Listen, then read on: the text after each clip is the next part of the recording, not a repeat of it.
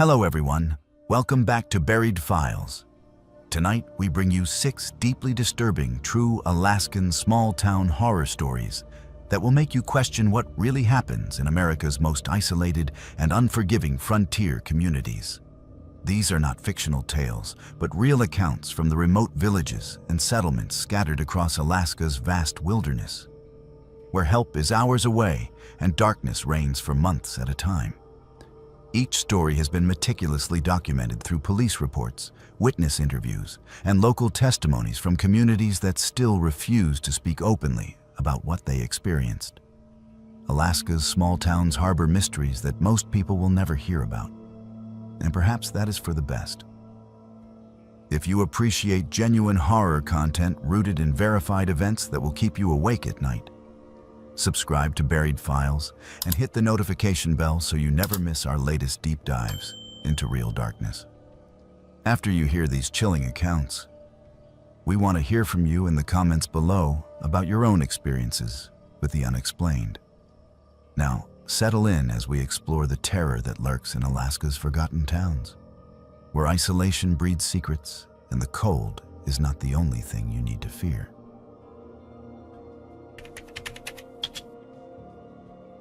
In late September of 2019, Catherine Morrison arrived in the small Alaskan town of Coldwater, a remote community of barely 300 residents located 90 miles from the nearest highway and over 200 miles from Anchorage. She had accepted a teaching position at the town's only school, a single building that housed grades kindergarten through 12. Catherine thought this would be her fresh start, a place where she could escape the chaos of her divorce and the suffocating memories of her failed marriage in Seattle. She believed that a small town would offer her peace, simplicity, and a chance to rebuild her life in a place where nobody knew her past. She had no idea that within 3 months, she would witness something that would make her question everything she thought she knew about human nature and the secrets that isolated communities can hide. The town of Coldwater sat in a valley surrounded by dense spruce forests and jagged mountains that seemed to block out the sun even during the brief daylight hours of autumn. The population consisted mostly of families who had lived there for generations, supplemented by a handful of workers at the nearby fishing processing plant that operated seasonally. There was one general store, one church, a volunteer fire department, and a small clinic staffed by a rotating nurse practitioner who flew in twice a week. The town had no police department. The nearest Alaska state trooper was stationed over an hour away by float plane, weather permitting. Catherine arrived on a chartered bush plane that landed on a gravel airstrip just outside town. The pilot, a weathered man in his 60s named Tom, helped her unload her bags and gave her a long look before he spoke. He told her that Coldwater was a good town full of good people, but it was not a place for outsiders who asked too many questions. Catherine laughed nervously and told him she was just there to teach, nothing more. Tom nodded slowly and said that was probably for the best. Then he climbed back into his plane and left her standing there with her suitcases, watching as the aircraft disappeared into the gray sky. The school principal, a woman named Margaret Chen, who had lived in Coldwater for 15 years, picked Catherine up in an old pickup truck and drove her to a small cabin on the edge of town. Margaret explained that the cabin came with a teaching position and had been empty since the previous teacher left abruptly the year before. Catherine asked why the teacher had left, but Margaret's expression hardened and she said only that some people were not cut out for the isolation. The cabin was modest but clean, with a wood stove for heat, a generator for electricity, and a well for water. Margaret showed Catherine how everything worked, handed her a list of emergency contacts, and reminded her that school started in 2 days. Before she left, Margaret paused at the door and told Catherine that if she noticed anything unusual in town, it was best to mind her own business and focus on her students. Catherine found the comment strange, but attributed it to small-town eccentricity. The first few weeks passed without incident. Catherine threw herself into her work, teaching a combined class of 15 students ranging from 6th to 8th grade. The children were quiet and well-behaved, almost unnaturally so. They rarely spoke unless spoken to and seemed uncomfortable making eye contact with her. When Catherine asked them questions about their families or their lives outside school, they gave short, careful answers that revealed almost nothing. She noticed that several of the students had bruises on their arms and legs. But when she brought this up with Margaret, the principal told her curtly that life in rural Alaska was hard and children got bumps and scrapes from outdoor work. Catherine wanted to press the issue but remembered Margaret's warning about minding her own business. It was in mid-October when Catherine first noticed the meetings. Every Thursday evening, she observed trucks and snowmobiles arriving at the old community center, a weathered building near the center of town. Dozens of adults filed inside, and the meetings lasted for hours. No children ever attended. Catherine asked one of her students, a 12-year-old girl named Emma, what the Thursday meetings were about. Emma's face went pale, and she said quietly that it was just boring town council stuff that kids did not need to worry about. But the fear in Emma's eyes suggested something very different. Curiosity got the better of Catherine one Thursday night in early November. The temperature had dropped below zero and darkness came early, with only 4 hours of weak daylight. She bundled up in her parka and walked through the snow-covered streets toward the community center. Light glowed from the windows, and she could hear voices inside, though she could not make out the words. Catherine approached quietly and peered through a gap in the curtains covering one of the windows. What she saw made her blood run cold. The entire adult population of Coldwater seemed to be packed into the room, standing in concentric circles around something in the center. Catherine could not see what they were looking at, but their faces were eerily calm, almost blank. At the front of the room stood a man she recognized as Robert Hayes, who owned the general store. Robert was speaking in a low, rhythmic voice, and the crowd was responding in unison with words Catherine could not understand. It sounded like a chant or prayer, but in no language she had ever heard. Then the crowd parted slightly, and Catherine saw what was in the center of the circle. It was a teenage boy, perhaps 16 or 17, sitting in a chair with his head bowed. Catherine recognized him as David, one of her students' older brothers. His wrists were bound to the arms of the chair with thick rope. As Catherine watched in horror, Robert approached David with something in his hand that gleamed in the lamplight. It looked like a knife. Catherine's instinct was to scream, to bang on the window, to do something to stop whatever was about to happen. But a hand suddenly clamped over her mouth from behind, and another hand gripped her arm with brutal strength. A voice whispered in her ear, low and urgent. It was Margaret. The principal hissed that Catherine needed to be silent and come with her right now if she wanted to live through the night. Terror overrode Catherine's impulse to fight, and she allowed Margaret to pull her away from the window and drag her quickly through the dark streets back toward her cabin. Once inside, Margaret locked the door and closed all the curtains before turning to face Catherine. Her expression was a mixture of anger and genuine fear. Margaret told Catherine that she had just made the biggest mistake of her life by going to that window. She explained that Coldwater was not like other towns, that it had traditions that went back generations, long before Alaska was even a state. These traditions were what held the community together through the brutal winters and the isolation that drove other settlements to extinction. Margaret would not explain exactly what the traditions were, but she made it clear that outsiders who discovered them did not leave Coldwater alive. Catherine's mind was reeling. She demanded to know what they were doing to David, whether they were going to hurt him. Margaret's face softened slightly, and she said that David had volunteered that it was considered an honor in the community. She told Catherine that the boy would be fine, that the ritual was not what it looked like. But Catherine did not believe her. She had seen the fear in David's eyes, the ropes binding him to the chair, the knife in Robert's hand. Margaret sat down heavily in one of the cabin's wooden chairs and rubbed her face with both hands. She told Catherine that she had a choice to make.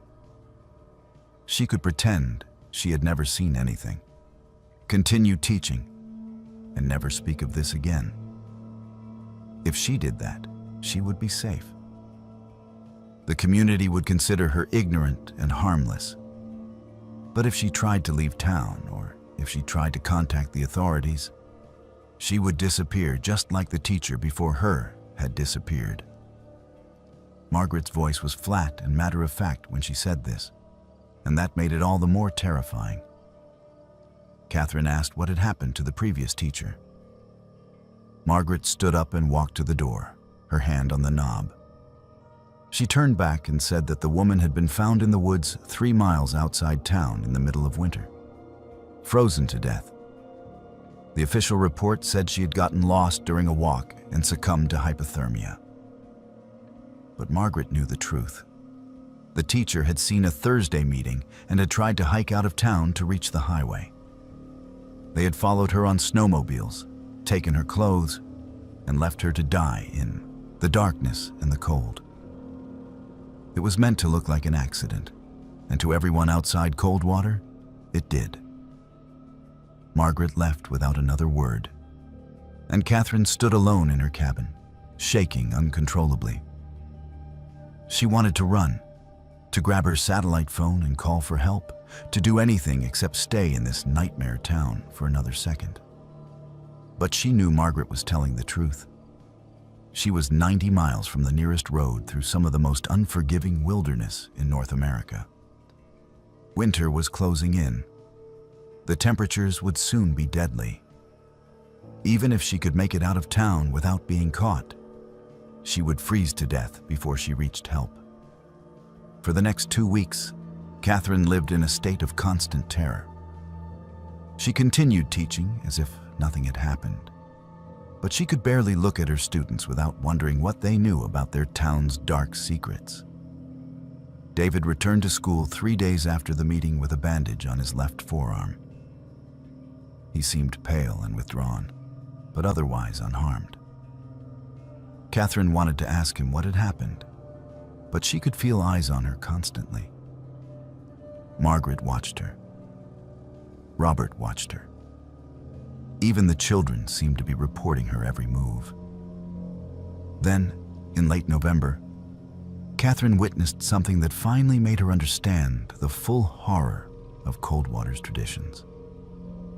She was walking past the community center late one afternoon when she heard screaming from inside.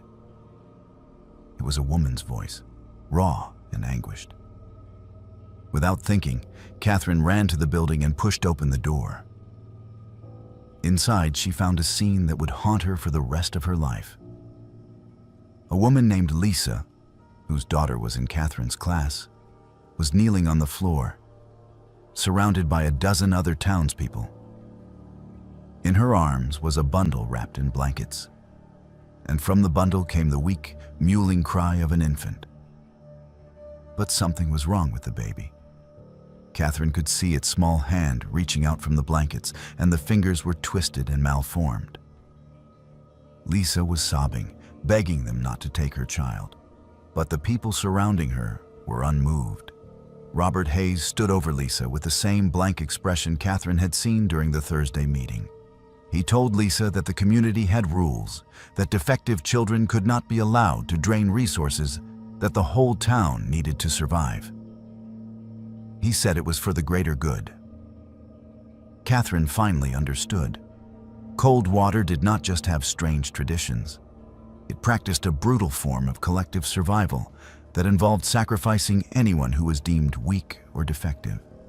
The Thursday meetings were where these decisions were made, where the community decided who would be allowed to stay and who would be taken into the woods and left to die. David had been tested and found acceptable. Lisa's baby had not. Catherine turned and ran from the community center. She ran back to her cabin, locked herself inside, and vomited until there was nothing left in her stomach. She knew she could not stay. She knew they would eventually decide she was a threat. But she also knew she could not escape through the wilderness in the dead of winter. She was trapped. It took Catherine 3 more weeks to formulate a plan. She befriended Tom, the bush pilot, during one of his supply runs to cold water. She told him she had a family emergency and needed to leave as soon as possible. She paid him double his usual fee in cash and made him promise not to tell anyone in town. Tom agreed, though his eyes showed he knew something was wrong. On the morning of December 18th, Catherine walked to the airstrip with only a small backpack. She told Margaret she was going for a walk to clear her head. The temperature was 15 below zero and a light snow was falling. Tom was waiting with his plane already running. Catherine climbed in, and they took off before anyone in Coldwater realized she was leaving. As the plane climbed into the gray sky, Catherine looked down at the town below. She could see people emerging from buildings, pointing up at the aircraft. She could see snowmobiles starting up, though there was nothing they could do now. She was free, but Catherine never told anyone what she had seen in Coldwater. She never went to the authorities or the media, because Tom had told her something during the flight that made her realize the truth was even worse than she had thought. He told her there were dozens of towns like Coldwater scattered across the Alaskan wilderness, each with their own brutal traditions of survival. He told her that the state knew about them, but did nothing because these communities were so remote and self-sufficient that they were essentially invisible. He told her that if she spoke out, she would not just be fighting one small town. She would be fighting a network of isolated settlements that protected each other and eliminated threats without hesitation. Catherine lives in Portland now, working at a public school and trying to forget. But she still wakes up in the middle of the night, thinking about Lisa's baby, and David tied to the chair, and the previous teacher frozen in the woods. And she knows that right now, in Coldwater, another Thursday meeting is happening. Another decision is being made. Another person is being judged. And there is nothing anyone can do to stop it.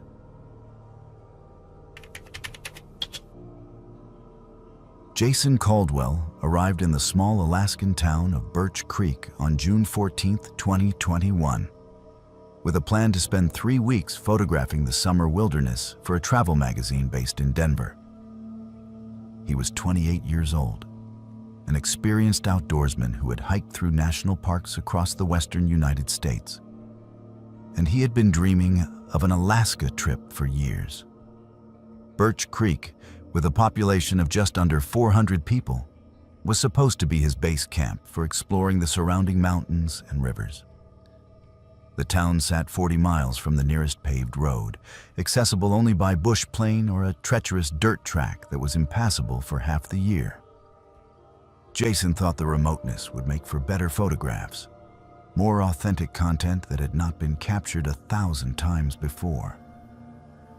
He had no way of knowing that he would never leave Birch Creek alive, and that his disappearance would become one of the most disturbing unsolved mysteries in modern Alaskan history. Jason checked into the Birch Creek Lodge, the only accommodation in town, run by a husband and wife team named Frank and Susan Morrison. The lodge was a rustic 2-story building with 8 rooms, a small restaurant on the first floor, and a bar that served as the social center for locals and the occasional tourist.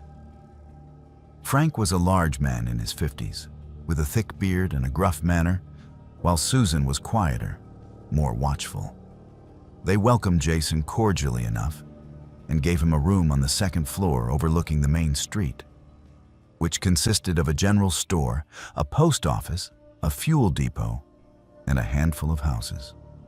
For the first week, everything went exactly as Jason had planned.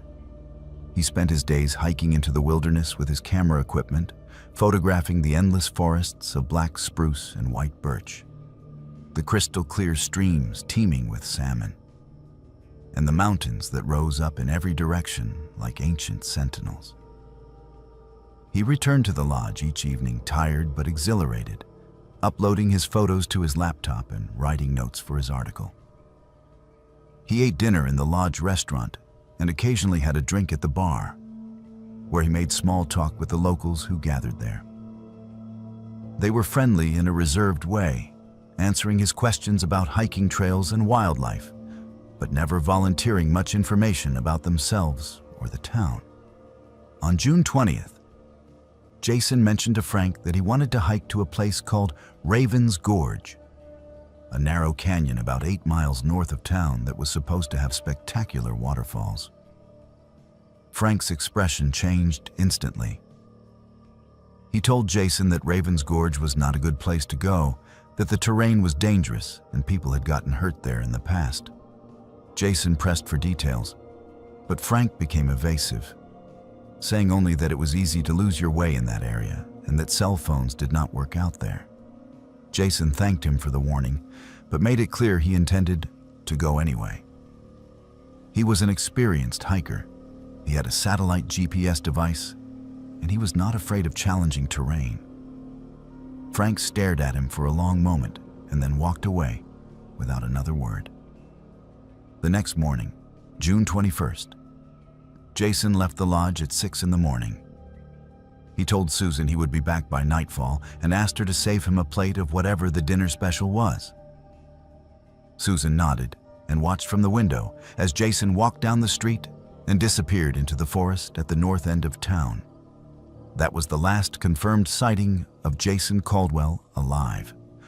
When Jason failed to return by 10 that night, Susan mentioned it to Frank, but he said the young man had probably underestimated the hike and decided to camp overnight. He would likely show up in the morning tired and embarrassed. But when Jason did not appear by noon the next day, Susan insisted they contact the Alaska State Troopers. The nearest trooper, a man named Sergeant Michael Torres, flew into Birch Creek that afternoon and immediately organized a search party. Sergeant Torres interviewed Susan and Frank, who repeated what they had told him about Jason's destination. Torres then asked for volunteers from the town to help search the area around Raven's Gorge. A dozen men stepped forward, including Frank and a lean, silent man named Christian Novak, who worked as a hunting guide. Torres noted that the volunteers seemed competent and familiar with the wilderness, which was fortunate given the vast area they needed to cover. The search party set out at dawn on June 23rd, spreading out in a grid pattern as they moved north toward Raven's Gorge. The terrain was brutal, with thick underbrush, steep hillsides, and countless streams that had to be crossed. Torres kept the searchers in radio contact as best he could, but the mountains interfered with the signal. By late afternoon, one of the groups radioed that they had found something. It was Christian Novak's team, and they were at the southern entrance to Raven's Gorge. When Torres reached the location, Christian showed him what they had discovered. It was Jason's backpack, sitting upright on a flat rock beside the trail. The backpack was completely intact, not torn or damaged in any way. Inside, Torres found Jason's wallet, his satellite GPS device, his camera with a memory card still in it, 3 energy bars, and a full water bottle. Everything a hiker would need for a day trip. The only thing missing was Jason himself. Torres examined the GPS device and checked the last recorded location. It showed that Jason had reached this exact spot at approximately 9:30 in the morning on June 21st. Then, the device had been turned off. Torres found this deeply strange. Why would an experienced hiker turn off his GPS in unfamiliar wilderness? And why would he leave his backpack with all his supplies sitting neatly on a rock? Christian suggested that maybe Jason had set down his pack to take photographs without the extra weight and had wandered off the trail. Torres agreed this was possible and ordered the search to focus on the area immediately surrounding the backpack location. For the next 3 days, the search party combed through Raven's Gorge and the surrounding forest. They found no trace of Jason, no footprints, no torn clothing, no signs of a struggle or an animal attack. It was as if he had simply vanished into thin air. On June 27th, Torres expanded the search radius and brought in additional troopers and a search and rescue dog team from Anchorage. The dogs were given Jason's scent from clothing in his lodge room and led to the location where the backpack had been found. But from that point, the dogs could not pick up a trail. They circled the area, whining and agitated, but they could not indicate a direction that Jason had gone. The dog handlers told Torres this was extremely unusual. Even if Jason had climbed onto rocks or crossed water, the dogs should have been able to find some scent trail. It was as if Jason's scent simply ended at the rock where his backpack had been placed. Torres began to suspect that Jason's disappearance was not a simple case of getting lost. He returned to Birch Creek and conducted more detailed interviews with the townspeople.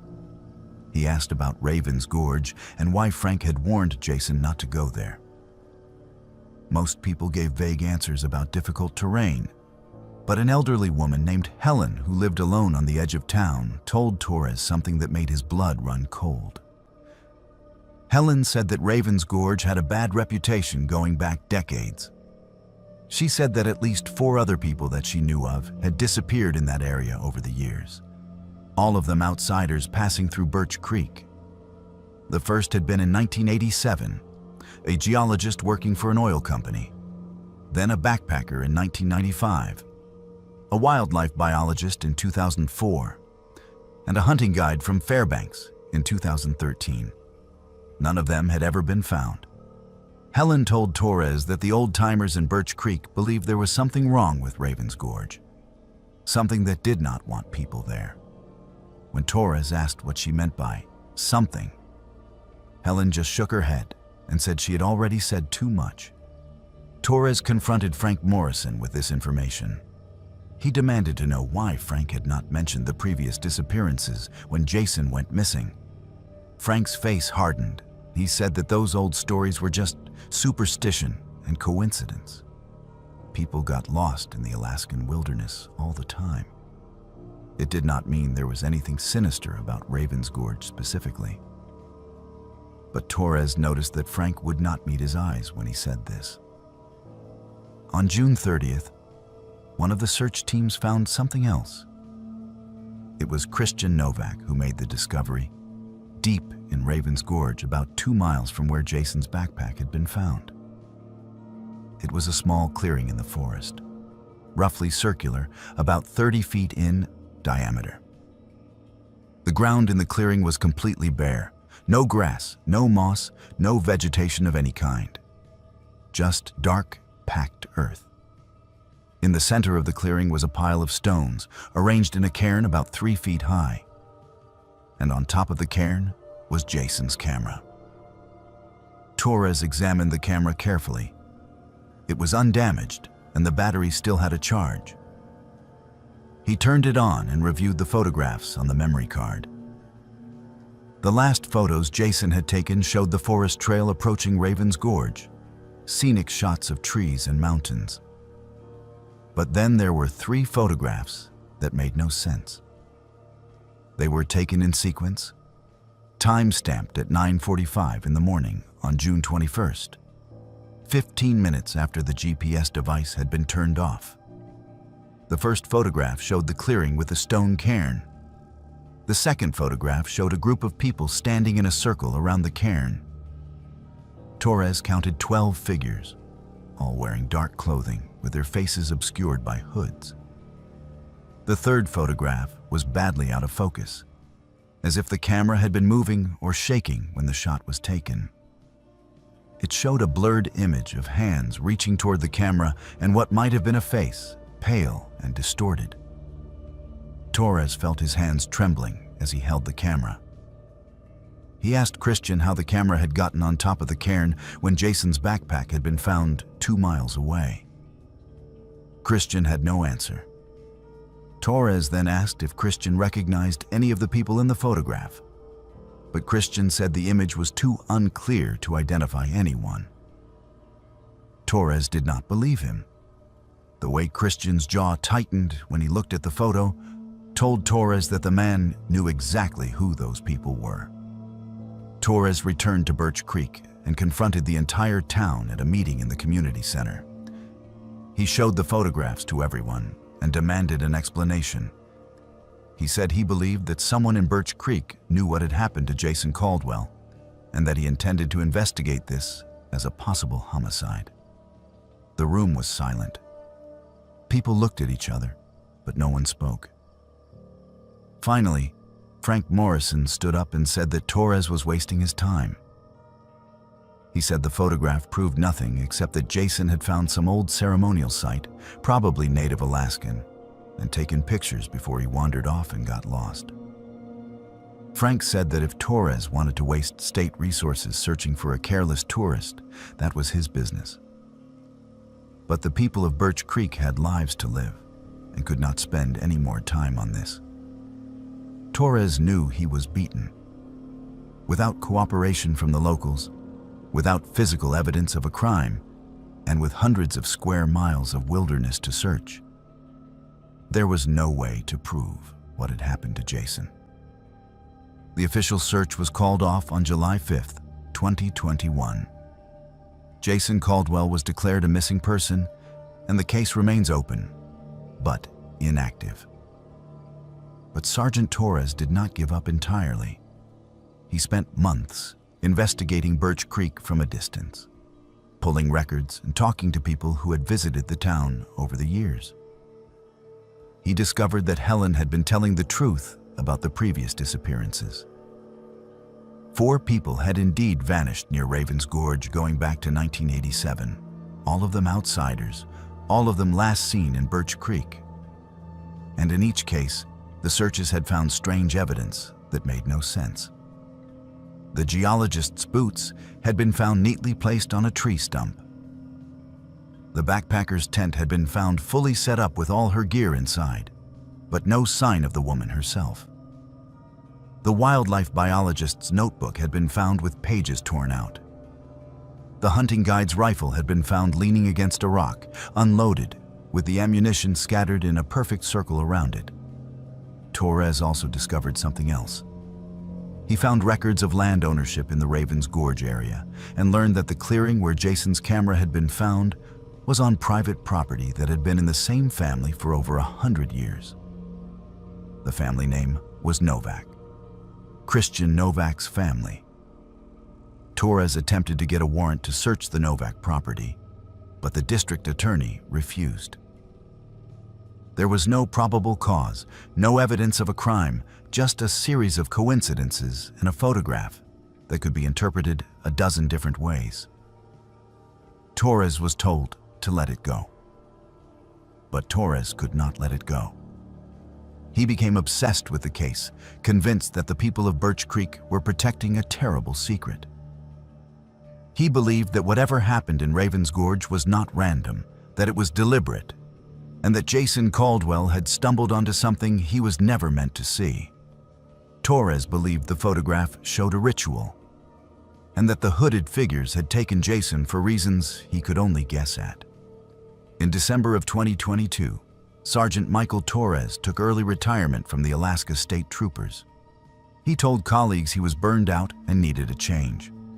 But those who knew him well said he was a different man after the Jason Caldwell case, haunted and withdrawn.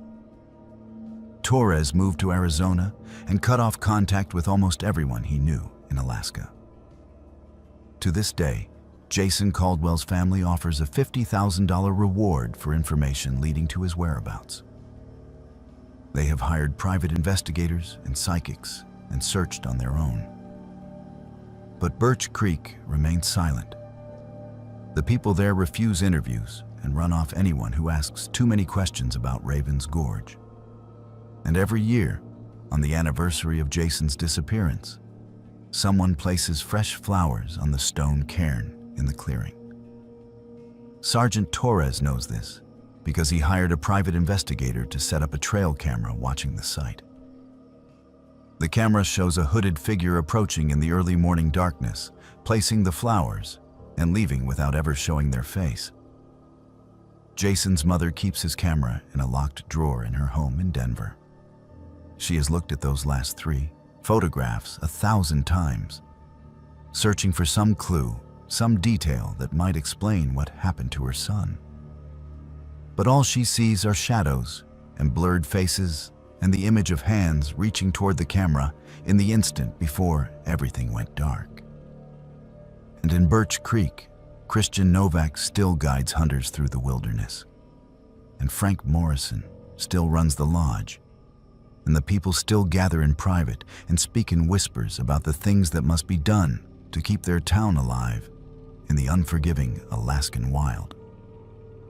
And Raven's Gorge waits, silent and patient, for the next outsider who ignores the warnings and ventures too deep into places where they do not belong.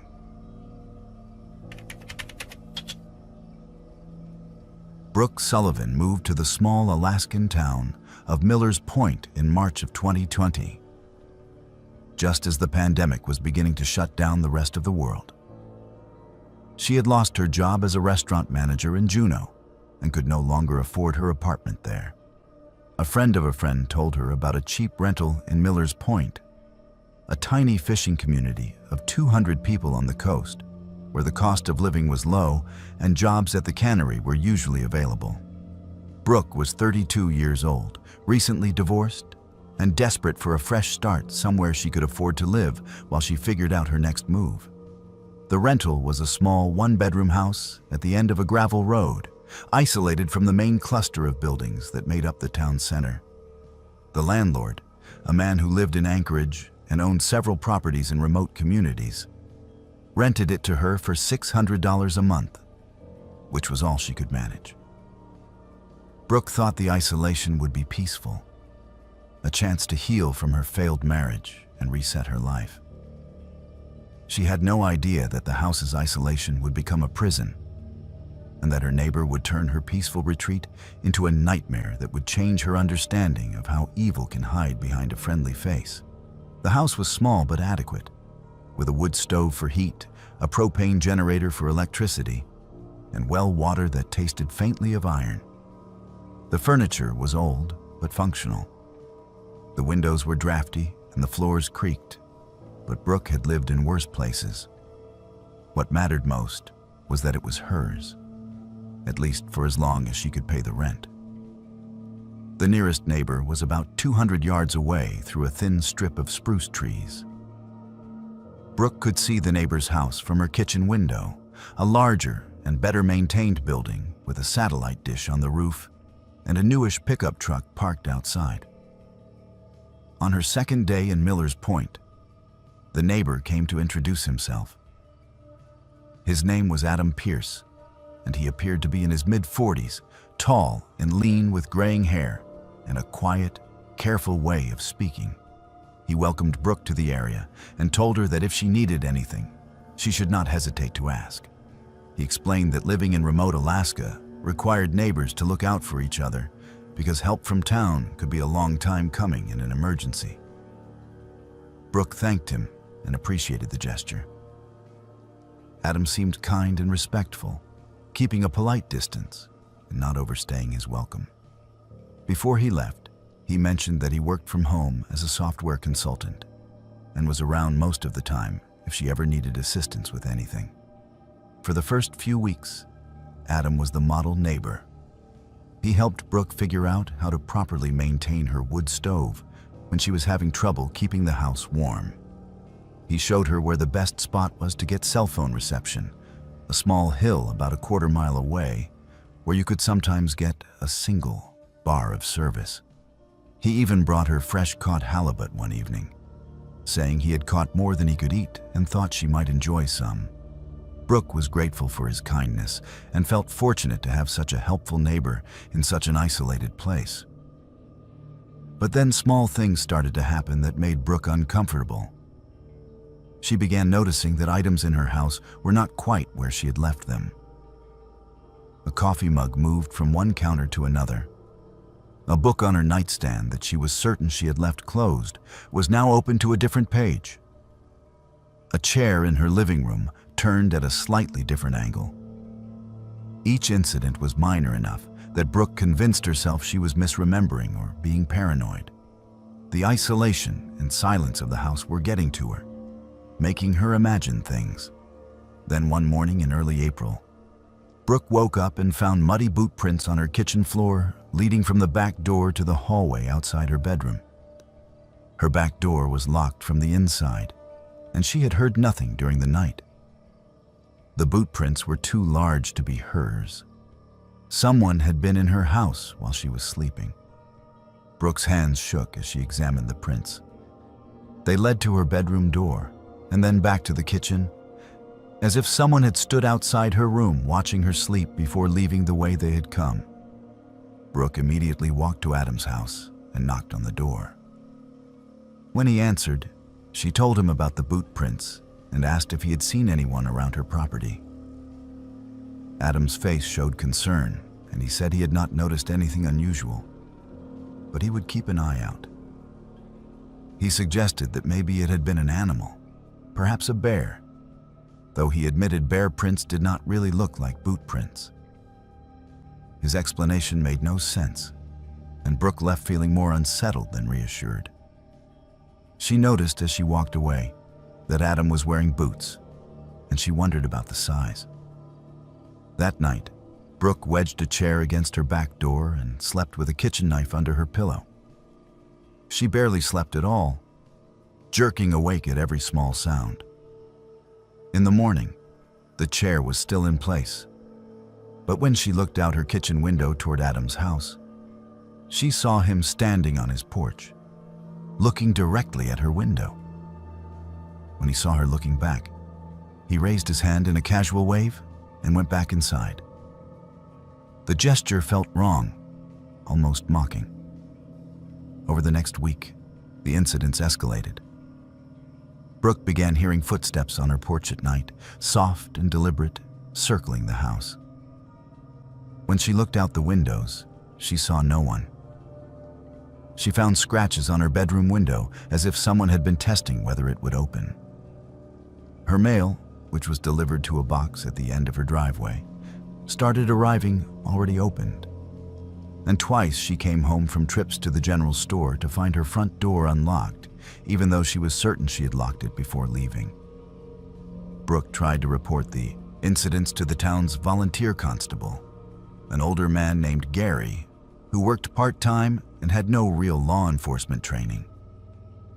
Gary listened to her story and said he would look into it, but he clearly did not take her seriously.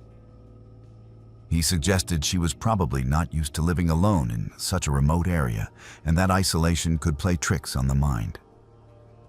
He told her to install better locks and maybe get a dog for security. Brooke left his office feeling dismissed and alone. She decided to confront Adam directly. One afternoon, she walked to his house and knocked on the door. When he answered, she told him plainly that she believed someone was harassing her and that she suspected it might be him. Adam's expression did not change.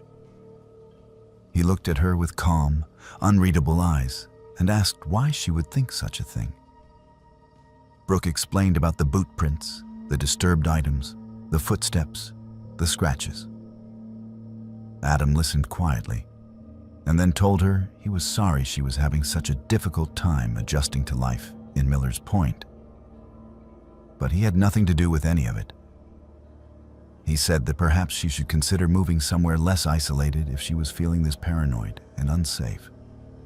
The way he said paranoid made it clear he thought she was mentally unstable. That night, Brooke decided to set a trap. She took a photo of her living room with her phone, making sure to capture the exact position of every object. The coffee table, the books, the couch cushions, everything. Then she left the house and walked to the general store, deliberately staying away for 2 hours. When she returned, she immediately took another photo. Someone had been inside. The coffee table had been moved 3 inches to the left. One of the couch cushions had been flipped over. And sitting on her kitchen counter was a piece of paper with a single word written on it in neat handwriting.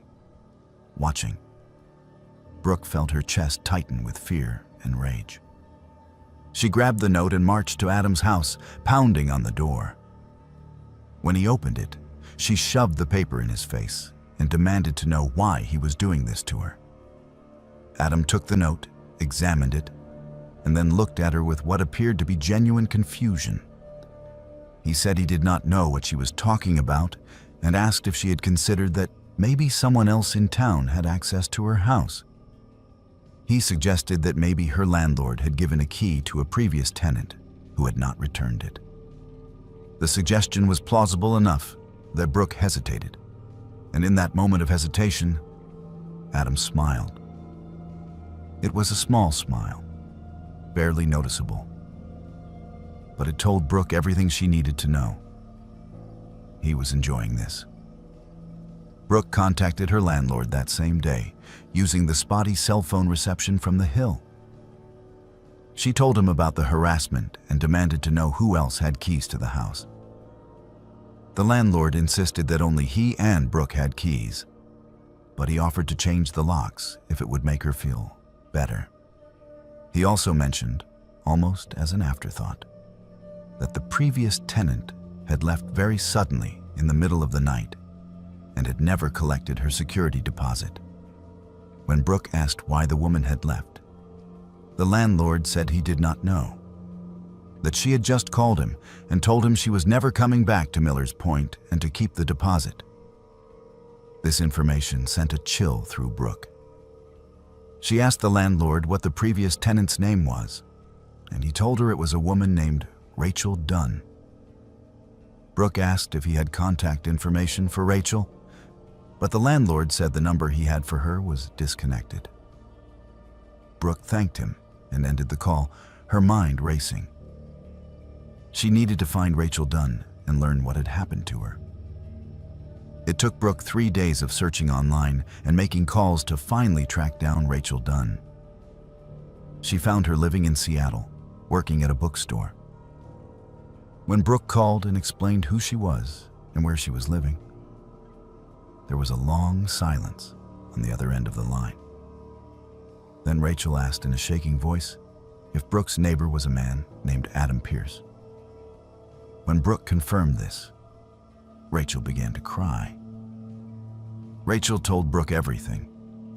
She said Adam had done the same things to her, the harassment, the stalking, the gaslighting. It had started small and escalated over months until Rachel was afraid to sleep in her own house.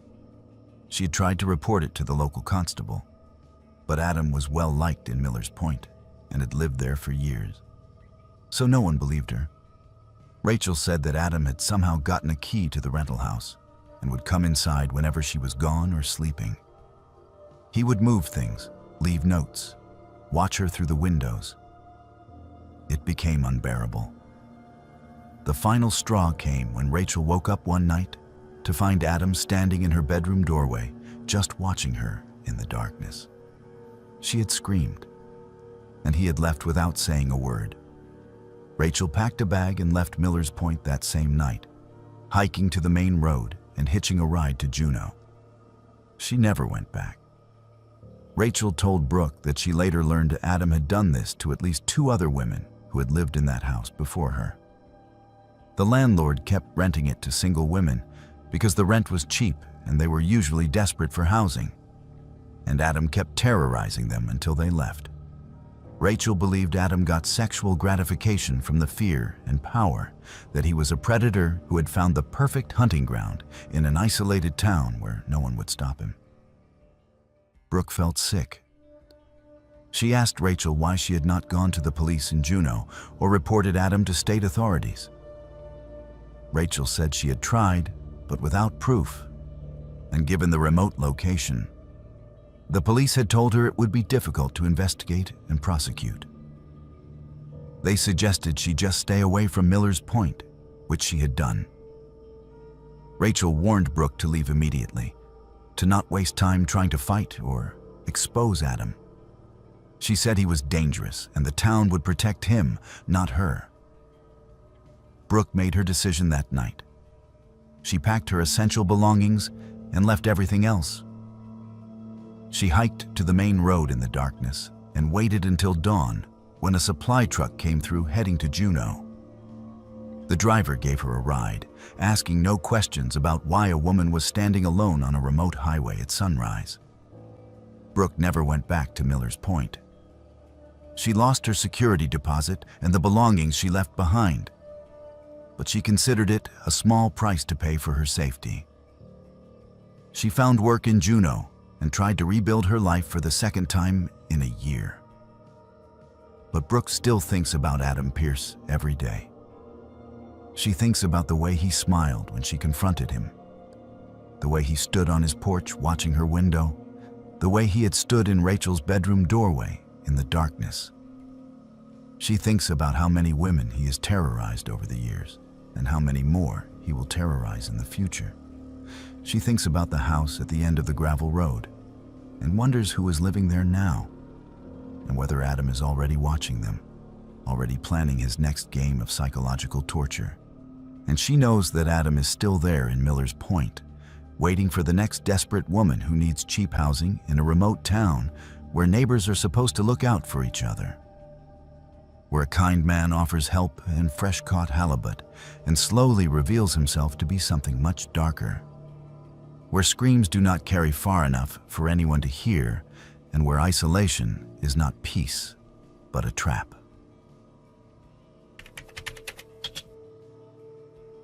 The winter of 2018 to 2019 was one of the coldest and darkest in recent memory for the small Alaskan town of McCarthy, population 250.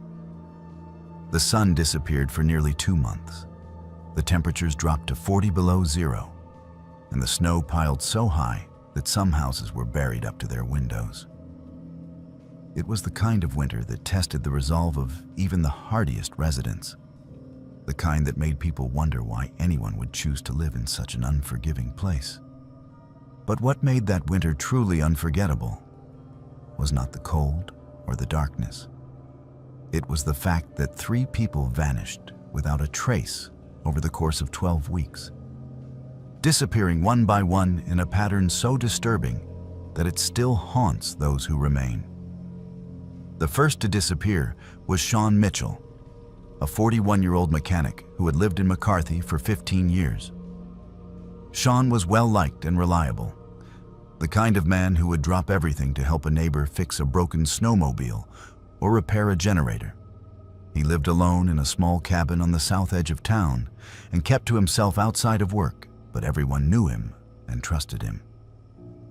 On the evening of December 7th, 2018, Sean left the town's only bar around 9 in the evening, telling the bartender he was heading home to get some sleep. The walk from the bar to his cabin was less than half a mile, a route Sean had walked hundreds of times.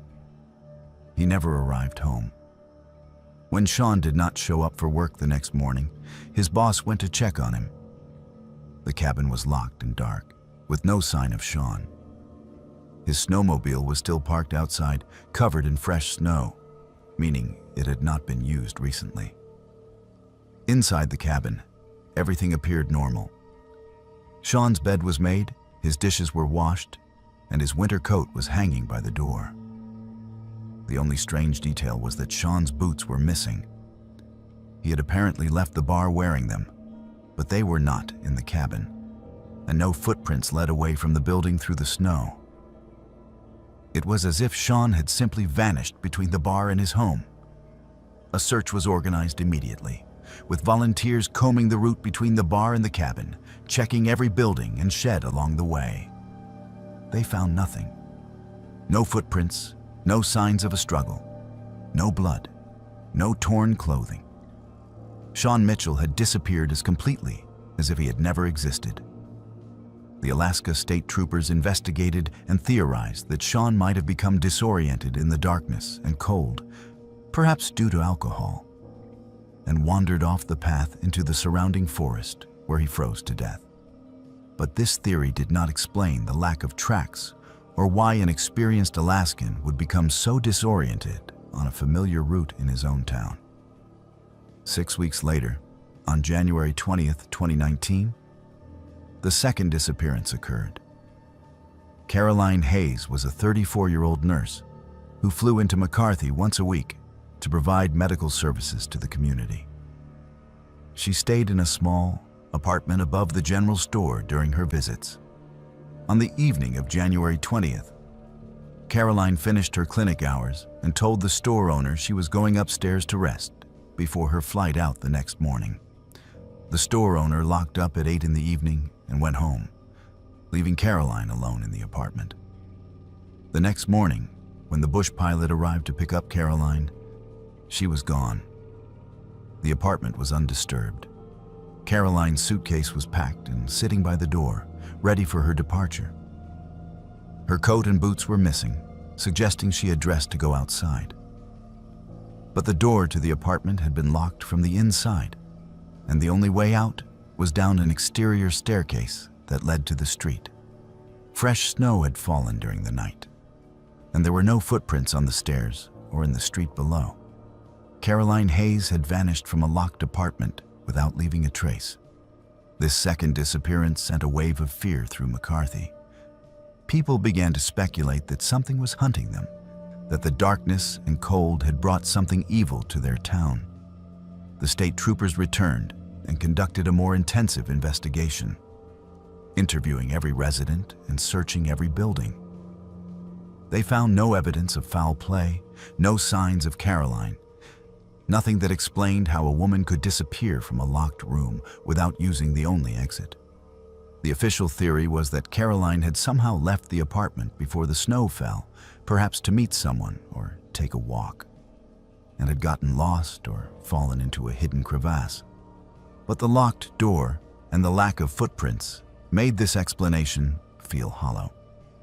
The third disappearance happened on March 3rd, 2019, just as the sun was beginning to return for more than a few hours each day.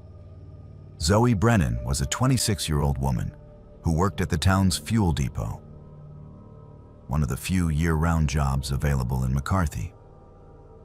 Zoe was quiet and kept to herself, living in a trailer at the north end of town. On the afternoon of March 3rd, Zoe finished her shift at the fuel depot at 4 in the evening. A co-worker saw her walking toward her trailer in the fading daylight. That was the last confirmed sighting of Zoe Brennan. When Zoe did not show up for work the next morning, her supervisor went to check on her. The trailer was unlocked and empty. Inside, investigators found a scene that was both mundane and deeply unsettling. Zoe's work clothes were folded neatly on her bed. Her dinner, a half-eaten bowl of soup, was on the kitchen table, still lukewarm. The television was on, playing static because the broadcast had ended, and on the bathroom mirror, someone had written a single word in what appeared to be condensation or steam. 3. The word 3 sent a chill through everyone who saw it. It seemed to suggest that the disappearances were not random, that they were deliberate, and that whoever or whatever was responsible was counting. But counting what? Victims? Warnings? No one knew, and the ambiguity made it even more terrifying. The Alaska State Troopers brought in additional resources, including criminal profilers and search and rescue teams. They interviewed every single person in McCarthy, looking for connections between Sean, Caroline, and Zoe. What they found was disturbing in its implications. All three had disappeared on dates that fell exactly 6 weeks apart. All three had vanished without any physical evidence of their departure. And all three had been alone at the time of their disappearance, with no witnesses to what had happened. More disturbing still was a detail that emerged during the investigation. A local woman named Linda, who had lived in McCarthy for 30 years, came forward with information she had been afraid to share. She told the troopers that similar disappearances had occurred in the winter of 1989 to 1990, 30 years earlier. 3 people had vanished that winter, one every 6 weeks, all without a trace. Linda had been young at the time and remembered the fear that had gripped the town. The disappearances had stopped after the 3rd victim, and life had eventually returned to normal. People tried to forget, but Linda had never forgotten. And when the pattern repeated itself in 2019, she knew it was not a coincidence. The troopers searched through old records and confirmed Linda's story. In the winter of 1989 to 1990, 3 McCarthy residents had indeed disappeared under mysterious circumstances. The cases had never been solved. The files were still open but had long since gone cold. The similarities to the 2019 disappearances were undeniable. The 6-week intervals, the lack of physical evidence, the sense that something was deliberately taking people. But why every 30 years? And why always 3 people? And why did it stop after the 3rd victim? These questions haunted the investigation, and no answers were found. The troopers explored every possible explanation: serial killer, cult activity, human trafficking, even animal attacks. Though no animal could explain the locked doors and missing footprints, nothing fit. The evidence, or rather, the lack of evidence, defied logical explanation. As winter turned to spring in 2019, the people of McCarthy waited in terror for a 4th disappearance. But it never came. 6 weeks passed, then 12, then 20. No one else vanished. It was as if whatever had taken Sean, Caroline, and Zoe was satisfied and had moved on. Or perhaps it was simply waiting, counting down the years until 2049, when it would return and claim 3 more victims. To this day, none of the 3 have been found. No bodies, no clothing, no evidence of what happened to them. The official files list them as missing persons, likely deceased due to exposure or misadventure. But those who lived through that winter in McCarthy know the truth is darker and stranger than any official report can capture. And there is one more detail that has never been made public, something that only a handful of people know. In the weeks following Zoe's disappearance, 2 other residents of McCarthy found messages in their homes. One found the word 3 written in frost on the inside of their bedroom window. Another found it scratched into the wooden door of their shed. Both people left McCarthy within days and have never returned. The town still exists, smaller now than it was in 2019. Some families left after that winter, unable to live with the fear and the unanswered questions. Those who remain do not talk about what happened, especially not to outsiders. They go about their lives, work their jobs, endure the long winters. But every December, when the darkness returns and the temperature plummets, they count the weeks and hold their breath and pray that the pattern will not repeat. Not this year. Not yet. And they wonder who will be chosen when it does. Kyle Pearson had worked the night shift at the Harbor Point Fuel Depot for 3 years. And in that time, he had seen just about everything the remote Alaskan fishing community had to offer. He had pumped gas for drunk fishermen at 2 in the morning, helped stranded travelers who had run out of fuel on the isolated coastal road, and dealt with his share of belligerent customers who did not appreciate that the depot was the only source of fuel for 60 miles in any direction. Kyle was 29 years old, saving money to buy his own fishing boat, and the night shift paid a premium that made the loneliness and boredom worth it. Harbor Point had a population of 320, most of whom worked at the fishing processing plant or on the boats that came and went with the seasons. The fuel depot sat on the edge of town, where the main road ended and the wilderness began. A small building with 2 pumps and a convenience section that sold basic supplies. Kyle worked alone from 10 in the evening until 6 in the morning, 5 nights a week.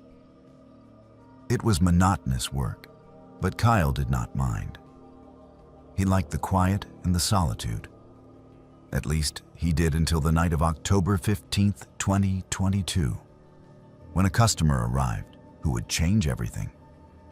It was just past midnight when the headlights appeared on the road.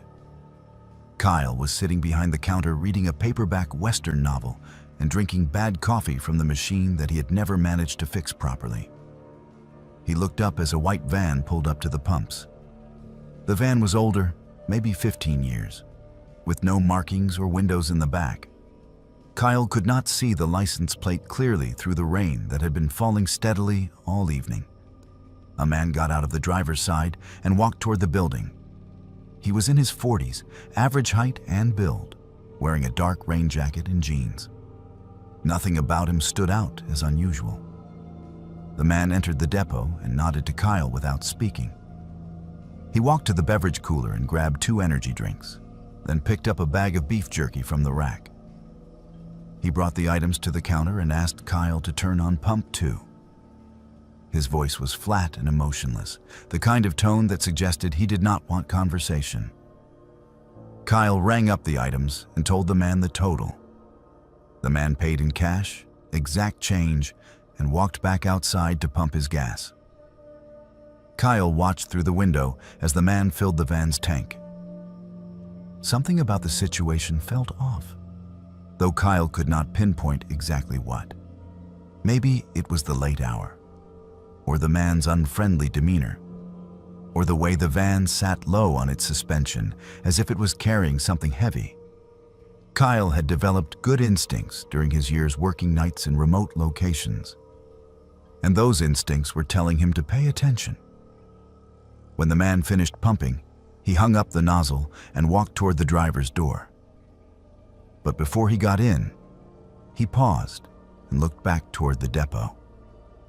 For a moment, his eyes met Kyle's through the window, and Kyle saw something in that gaze that made his stomach tighten. It was not anger or fear. It was calculation, as if the man was weighing options and making a decision. Then the man opened the van door and climbed inside. Kyle expected the van to drive away, but instead, the man sat there with the engine running. 1 minute passed, then 2. Kyle could see the man's silhouette through the windshield, unmoving. The van's brake lights glowed red in the rain. Kyle felt his pulse quicken. Something was wrong. He reached for his phone, thinking he should call someone, though he was not sure who or why. That was when he heard it. A thumping sound from inside the van. 3 distinct thuds against metal, rhythmic and deliberate. Then silence. Then 3 more thuds. Kyle stared at the van, his hand frozen on his phone. The man in the driver's seat did not move or react to the sounds. He just sat there, waiting. Kyle made a decision. He stepped out from behind the counter and walked to the door of the depot. He opened it and called out to the van, asking if everything was all right. The man rolled down his window and looked at Kyle with that same calculating expression. He said everything was fine, that he was just checking his map before heading out. His tone was calm and reasonable, but it did not match the tension in his jaw or the way his hands gripped the steering wheel. Kyle asked about the thumping sound, saying it sounded like something was loose in the back of the van.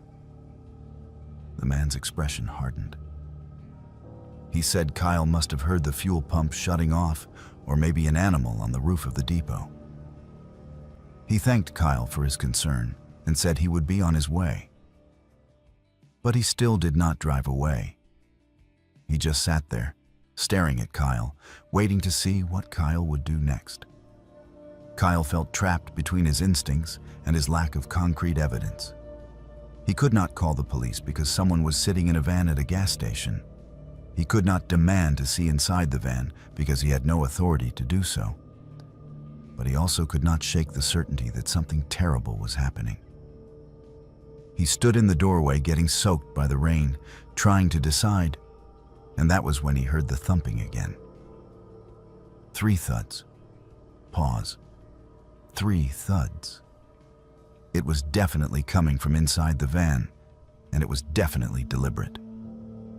Someone was in there, and they were trying to signal for help. Kyle pulled out his phone and dialed the Alaska State Trooper emergency line. The nearest trooper was 45 minutes away, but Kyle did not care. He kept his eyes on the van while he waited for someone to answer. The man in the driver's seat saw what Kyle was doing, and his expression changed from calculation to cold rage. He threw the van into reverse and backed away from the pumps, tires spinning on the wet pavement.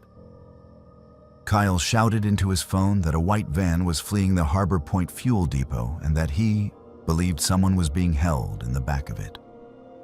He tried to read the license plate as the van sped away, but the rain and darkness made it impossible.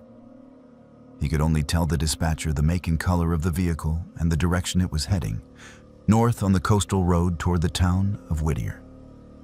The trooper arrived an hour later. Kyle gave his statement, describing everything he had seen and heard. The trooper took notes and said he would put out an alert for the van. But he also told Kyle that without a license plate number or a clear description of a crime, there was little he could do. The thumping sounds could have been cargo shifting. The man's behavior could have been nervousness or annoyance at being questioned. Kyle understood the trooper's position, but he also knew what he had heard. Someone had been in that van asking for help. 3 days later, Kyle received a call from the Alaska State Troopers. They had found the white van abandoned on a logging road 15 miles north of Harbor Point.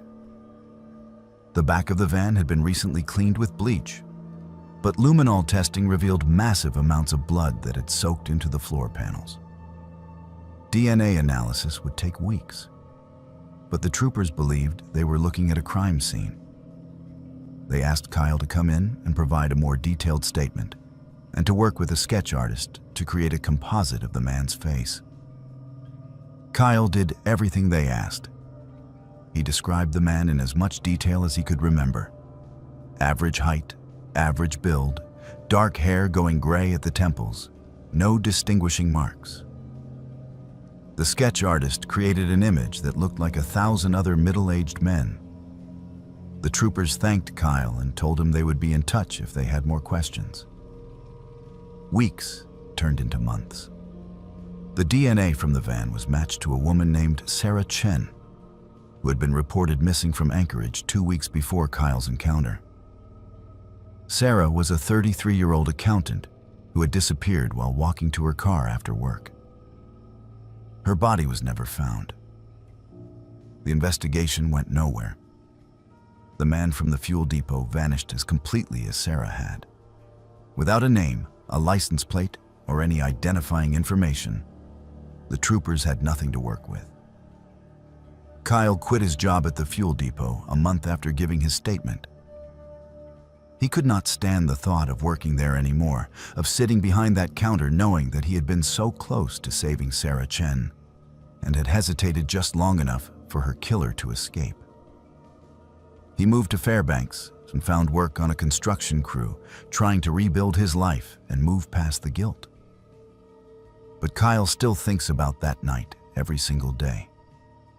He thinks about the thumping sounds, 3 deliberate thuds that he now knows were Sarah using the last of her strength to call for help. He thinks about the moment he hesitated before calling the police, those precious seconds when he talked himself into doubting his instincts.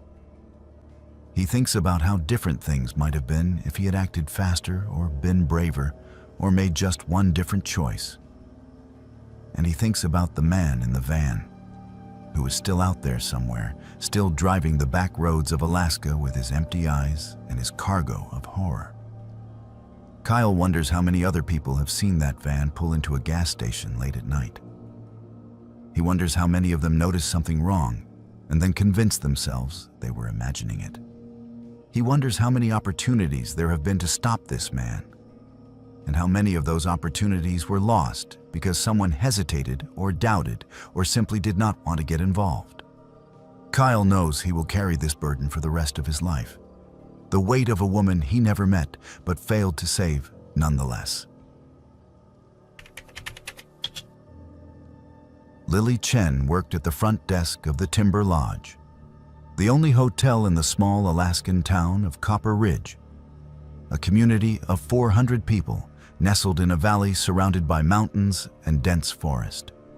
She had held the job for 6 years, ever since she graduated from high school and decided to stay in the town where she had grown up, rather than move to Anchorage or Fairbanks, like most of her classmates.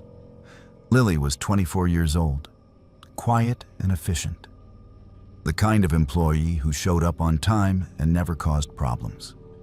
She knew most of the people in Copper Ridge by name, and she was familiar with the rhythms of the town, the seasonal workers who came and went, the tourists who passed through during the summer months, and the occasional traveler who stopped for a night on their way to somewhere else.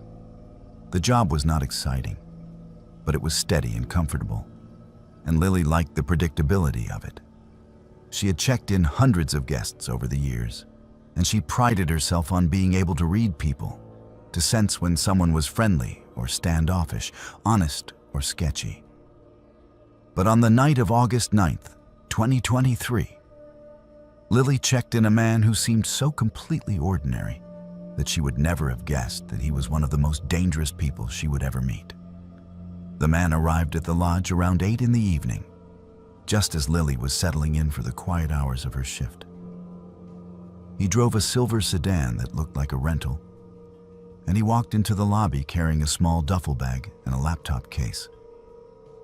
He appeared to be in his late 30s, clean-shaven, wearing khaki pants and a polo shirt that made him look like a middle manager on a business trip. He smiled politely at Lily and said he needed a room for 2 nights. His voice was pleasant and unremarkable, with no accent that Lily could detect. He seemed tired, but not unfriendly. There was absolutely nothing about him that set off any alarm bells.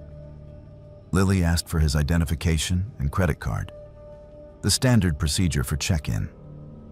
The man handed over a driver's license from Washington State. The name on the license was Sean Whitmore, and the photo matched the man standing in front of her. Lily entered his information into the computer and swiped his credit card. The card was declined. The man frowned and apologized, saying that sometimes his bank flagged transactions in remote locations as potential fraud. He asked if he could try a different card. Lily said of course, and waited while he pulled out another credit card from his wallet. This one went through without a problem. Lily completed the check-in process and handed Sean the key to room 12, a standard single on the 2nd floor overlooking the parking lot. She told him that breakfast was served from 7 to 9 in the morning and that the lobby door locked at 11, though guests could use their room keys to access the building after hours. Sean thanked her, took his key, and headed up the stairs with his bags. Lily watched him go and then returned to the paperwork on her desk. She thought nothing more about the interaction. It had been completely routine, forgettable, the kind of check-in she processed a dozen times a week. The next morning, Lily arrived for her shift at 7 and relieved the night clerk. She set up the breakfast area and started the coffee. A few guests came down for food, including Sean Whitmore from room 12. He filled a plate with scrambled eggs and toast, poured a cup of coffee, and sat at one of the small tables by the window. Lily said good morning to him, and he returned the greeting with a friendly nod. He ate quickly, checked his phone a few times, and then went back upstairs. Again, there was nothing unusual about his behavior. He was just another business traveler eating a mediocre hotel breakfast before starting his day. Sean checked out the following morning, August 11th, exactly as scheduled. He returned his room key, declined a receipt, and told Lily he hoped to visit Copper Ridge again sometime. She wished him a safe trip and watched as he loaded his bags into his car and drove away, heading south toward the main highway. And that was the end of it, or so Lily thought. 4 days later, on August 15th, 2 Alaska state troopers walked into the timber lodge and asked to speak with whoever had been working the front desk on the evening of August 9th. Lily was on duty and told them that she had been the one working that night. The troopers asked if she remembered checking in a man named Sean Whitmore. Lily pulled up the records on her computer and confirmed that yes, she had checked in a guest by that name who had stayed in room 12 for 2 nights. The troopers asked her to describe the man and tell them everything she remembered about the interaction. Lily described Sean as best she could: the khaki pants, the polo shirt, the polite demeanor, the declined credit card. She told the troopers that there had been nothing suspicious or unusual about him, that he had seemed like a completely normal guest. One of the troopers, a woman named Sergeant Paula Ramos, asked if the man had said anything about where he was going or what he was doing in Copper Ridge. Lily thought back and said that he had not mentioned anything specific, that their conversation had been limited to the standard check-in questions and pleasantries. Sergeant Ramos exchanged a look with the other trooper and then told Lily that the man who had checked in as Sean Whitmore was actually named Timothy Vance, and that he was wanted in connection with 3 murders in Washington and Oregon. The real Sean Whitmore had been found dead in a storage unit outside Seattle 2 months earlier. Timothy Vance had stolen his identity, along with the identities of at least 6 other men, and had been using them to move around the Pacific Northwest and Alaska while evading law enforcement. The troopers needed to search room 12 and collect any evidence Vance might have left behind. Lily felt her legs go weak, and she sat down heavily in her desk chair. She had stood 3 feet away from a serial killer, had handed him a room key, had smiled at him, and wished him a good stay. He had walked past her on the stairs, had eaten breakfast in the same room where she was setting up coffee and pastries, and she had noticed nothing. He had seemed so normal, so utterly unremarkable, that she would have forgotten him entirely if the troopers had not shown up asking questions. The troopers spent 2 hours processing room 12. They collected fingerprints, hair samples, and fibers from the bedding and carpet. They examined the bathroom and searched the trash. When they were finished, Sergeant Ramos came back downstairs and told Lily that they had found evidence suggesting Vance had been planning another crime while he was in Copper Ridge. There were maps of the area with certain roads and buildings marked, along with handwritten notes about the schedules and routines of local residents. The troopers believed Vance had been surveilling potential victims during his 2-day stay. Sergeant Ramos asked Lily if she had seen Vance talking to anyone else during his time at the lodge, or if she had noticed him paying particular attention to any other guests or staff members. Lily tried to remember, but she could only recall him being alone, eating breakfast by himself, keeping to himself. She asked the sergeant if they knew who Vance had been targeting, and Ramos hesitated before saying that they believed one of the marked locations on the map was Lily's home address. There was a note next to it that said, "Works morning shift and lives alone." The realization hit Lily like a physical blow. Timothy Vance had not just been a guest passing through Copper Ridge. He had been there hunting, and she had been one of his potential targets. If he had not checked out when he did, if he had stayed an extra day or decided to come back, Lily might have been his 4th victim. She asked the troopers why he had left, why he had not followed through with whatever he had been planning. Sergeant Ramos said they did not know for certain, but they believed Vance might have become spooked when his first credit card was declined. He might have worried that the transaction would be flagged and investigated, and he had decided to move on rather than risk being caught. The troopers told Lily that they were increasing patrols in Copper Ridge and that she should be vigilant about her personal security. They gave her a number to call if she saw anything suspicious or if Timothy Vance made any attempt to contact her. Then they left with the evidence they had collected, promising to keep her updated on the investigation. But there were no updates. Timothy Vance disappeared after leaving Copper Ridge, and despite a multi-state manhunt, he was never found. The FBI believes he is still alive and still killing, using stolen identities to stay hidden and mobile. His victims have all been young women who lived alone in small towns where people felt safe enough to trust a polite stranger with an ordinary face. Lily still works at the Timber Lodge, though she is asked to be moved to day shifts, so she's never alone in the building at night. She has installed security cameras at her home, and she carries pepper spray in her pocket wherever she goes. But the thing that haunts her most is not the fear of Timothy Vance returning. It is the knowledge that she looked evil in the face and saw nothing. She had every opportunity to sense something wrong, to feel the danger that was standing 3 feet away from her, and she had felt nothing. Because Timothy Vance had been so perfectly, convincingly ordinary. Lily thinks about this every time a new guest checks into the lodge. She studies their faces, listens to their voices, watches their body language, searching for some sign that might tell her who they really are. But she knows now that evil does not always announce itself. Sometimes it wears khaki pants and a polo shirt and declines a credit card and smiles politely and says thank you. And you would never know, never suspect, never see it until it was far too late. And that knowledge has changed everything about the way Lily sees the world and the people in it. She knows now that monsters are real and that they look exactly like everyone else. Hello everyone, welcome back to Buried Files. Tonight we bring you 7 of the most disturbing true horror stories ever to emerge from the quiet back roads and rain-soaked towns of the Pacific Northwest. These are not urban legends or exaggerated tales, but confessions and accounts rooted in the lives of people who called these shadowed valleys and isolated communities their home. The stories you will hear tonight come from individuals who believed their experiences would never be believed.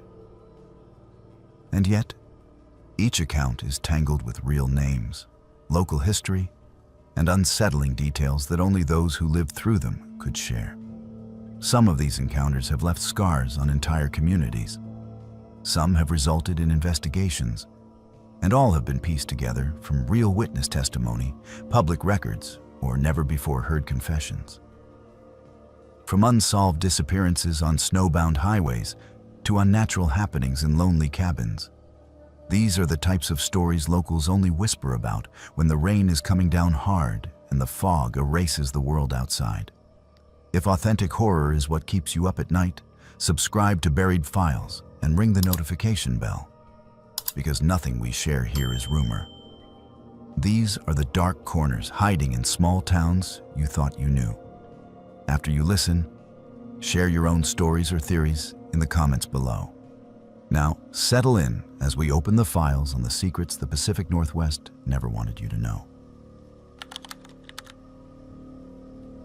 My name is Ryan, and what I am about to tell you happened during the summer of 2019 when I was 23 years old and working as a seasonal lighthouse keeper on Sentinel Rock, a small island off the southern coast of Oregon.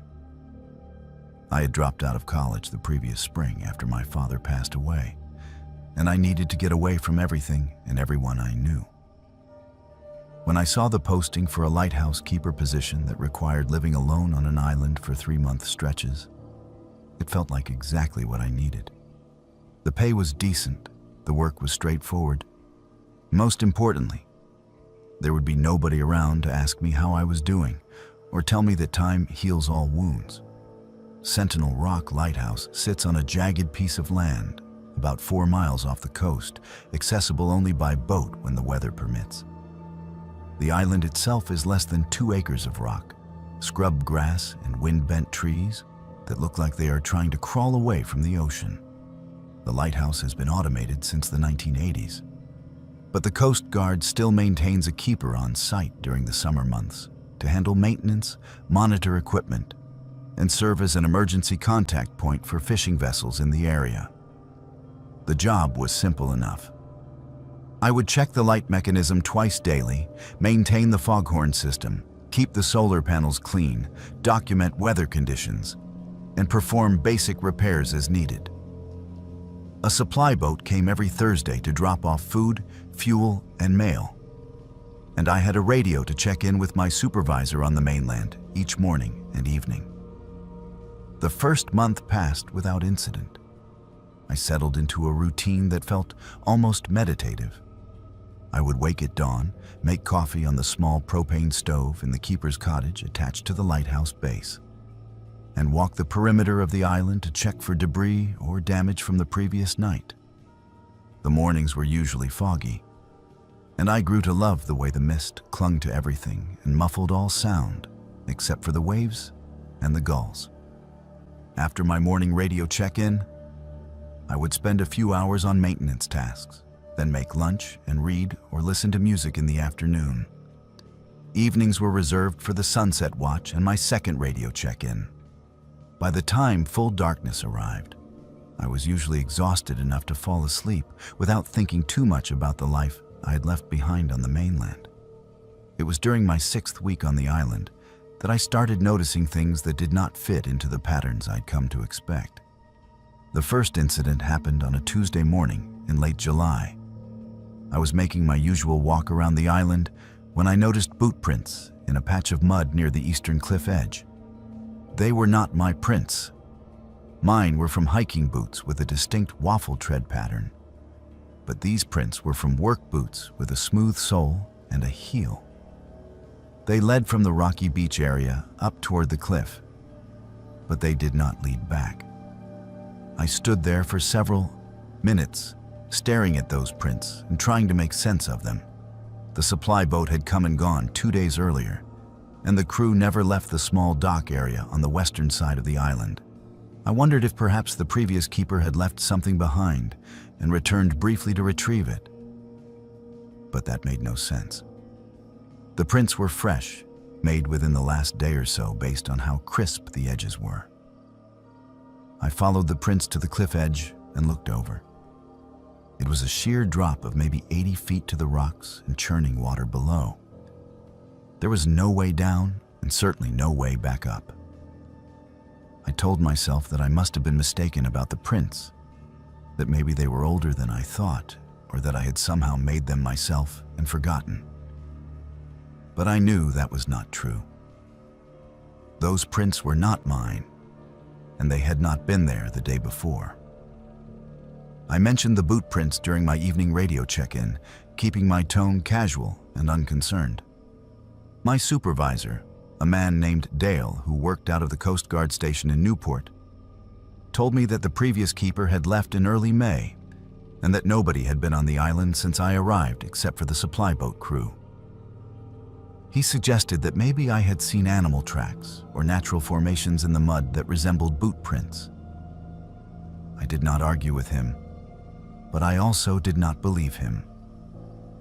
I know what boot prints look like, and I know the difference between tracks made by a person and marks made by nature. The second incident occurred about a week later. I had been working in the lighthouse tower, cleaning the lamp housing and checking the rotation mechanism, when I came back down to the cottage to find that several items in the main room had been moved. It was not dramatic. The logbook I kept on the small desk had been opened to a page I had not been looking at. 3 coffee mugs that I had left in the dish rack by the sink were now arranged in a straight line on the counter. The chair at the desk had been turned to face the window instead of the desk. Small things, but things I knew I had not done. I lived alone in a space barely larger than a studio apartment. I knew where I put things, and I knew when those things had been moved. I searched the cottage and the lighthouse tower thoroughly. Both doors had been locked, and there was no sign of forced entry. The windows were all latched from the inside. There was nowhere for a person to hide. I told myself I was being paranoid, that I had probably moved those things myself without thinking about it. But the unease settled into my chest and would not leave. Over the next 2 weeks, the incidents continued and escalated. I would find tools moved in the small maintenance shed. The foghorn would activate in the middle of the night when there was no fog and no reason for it to sound. I started having trouble sleeping, lying awake in the darkness and listening for sounds that should not be there. During one of my walks around the island, I found more boot prints, this time near the cottage door. They appeared overnight, and again they did not lead away from where they stopped. It was on a Thursday in mid-August when I found the videotape. The supply boat had come and gone, and I was organizing the storage closet in the cottage when I noticed that one of the floorboards in the back corner was loose. I pried it up, thinking I might find evidence of water damage or rot that needed repair, and instead I found a small plastic storage box wedged into the space between the floor joists. Inside the box was a VHS tape in an unmarked sleeve, a small notebook, and a Polaroid photograph of a man I did not recognize. The man in the photo was probably in his 50s, with a thick beard and tired eyes. He was standing in front of the lighthouse, wearing the same style of Coast Guard utility jacket that I had been issued. I took the box back to the main room and examined the notebook first.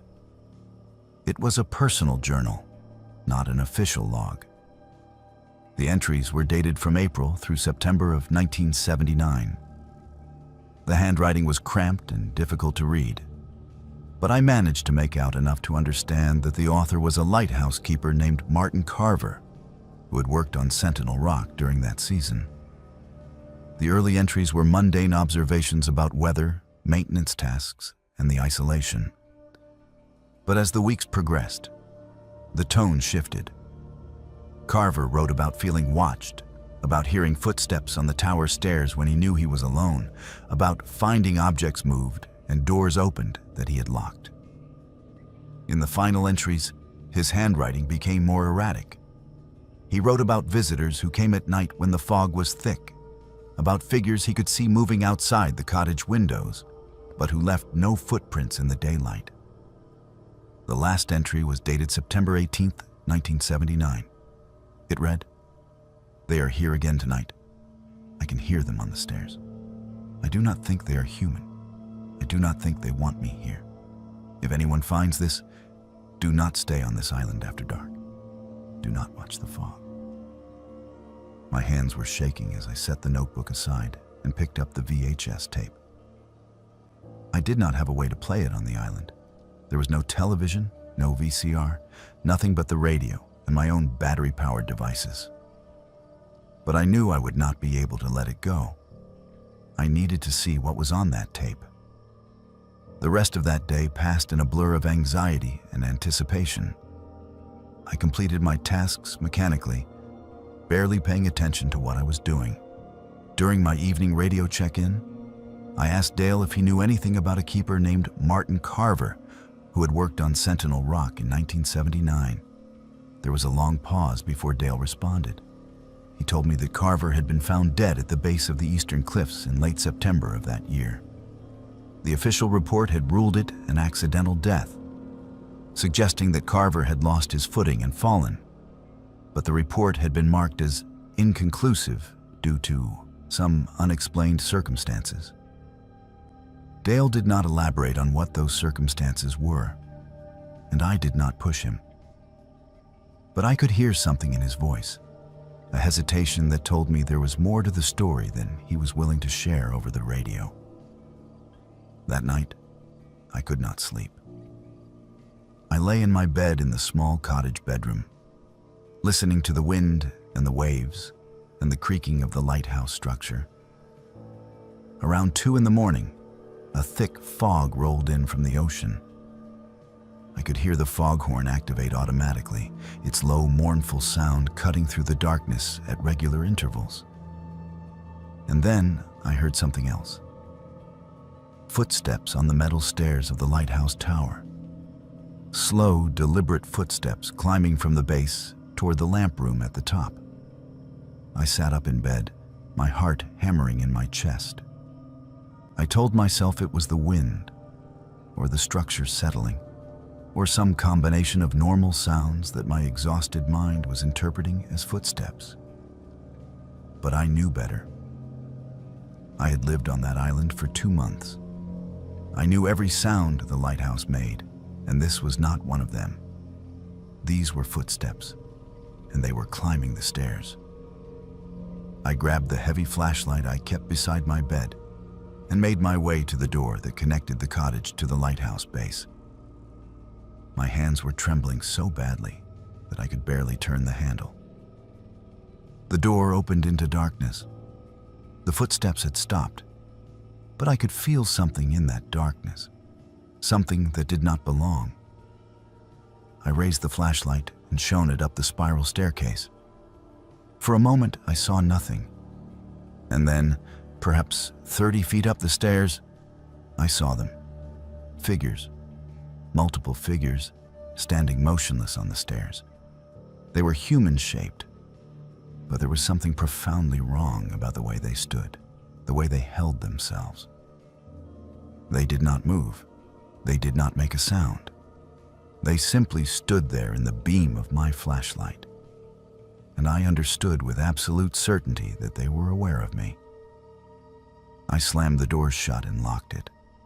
I dragged the desk across the floor and wedged it against the door. And then I went to the radio and called for emergency extraction.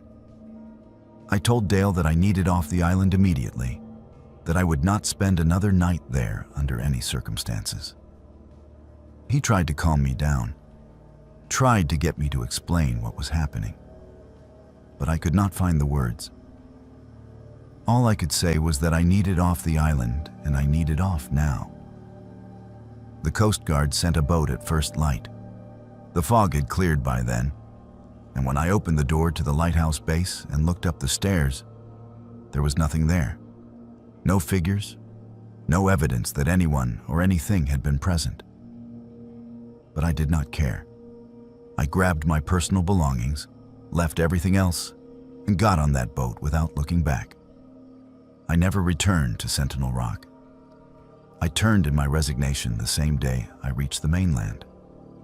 Dale tried to convince me to reconsider, suggested that I had been suffering from isolation-induced stress or hallucinations brought on by lack of sleep.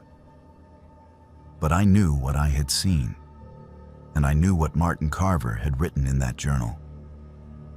Whatever is on that island, whatever those things are that appear in the fog, they do not want people there. And I was not going to be the next keeper found dead at the bottom of those cliffs. I still have the VHS tape. I have never watched it, and I never will. Some things are better left buried in the past, hidden beneath loose floorboards on abandoned islands, where nobody wants to look too closely at what might be waiting in the darkness. I moved to Arizona not long after leaving the lighthouse, as far from the ocean as I could get. But even here, thousands of miles from that island, I sometimes wake in the night and hear footsteps on stairs that do not exist. And I wonder if leaving was enough, or if some things follow you no matter how far you run. 3 years ago this month, I volunteered for a search party in the small logging town of Timber Falls, Washington, where I had been living for just under a year. My name is Ella, and I am 31 years old now, but I was 28 when this happened. I had moved to Timber Falls after accepting a remote position with a software company based in Seattle. And I chose the town specifically because it was quiet, affordable, and surrounded by the kind of natural beauty that made me feel like I could breathe after years of living in cramped city apartments. The population was only about 1,200 people, and everyone seemed to know everyone else. It was the kind of place where people left their doors unlocked and neighbors brought over casseroles when you first moved in. I thought it was perfect. I thought I had found exactly what I was looking for. On October 14th, an 8-year-old girl named Sophie Brennan disappeared from the playground of Timber Falls Elementary School. during afternoon recess. She had been playing on the swings with two other girls, and when her friends turned around to call her over to the slide, Sophie was gone. The teachers initiated lockdown procedures immediately and searched the school grounds, but there was no sign of her. The playground backed up against a dense stretch of forest that extended for miles into the mountains, and the assumption was that Sophie had wandered into the trees for some reason and gotten lost. By the time school let out that afternoon, the entire town knew what had happened. Sophie's face was on every storefront window by evening. Her mother appeared on the local news that night, crying and begging for anyone with information to come forward. I did not know the Brennan family personally, but I had seen Sophie around town. She was a small girl with red hair and freckles, always smiling, the kind of child who said hello to strangers in the grocery store.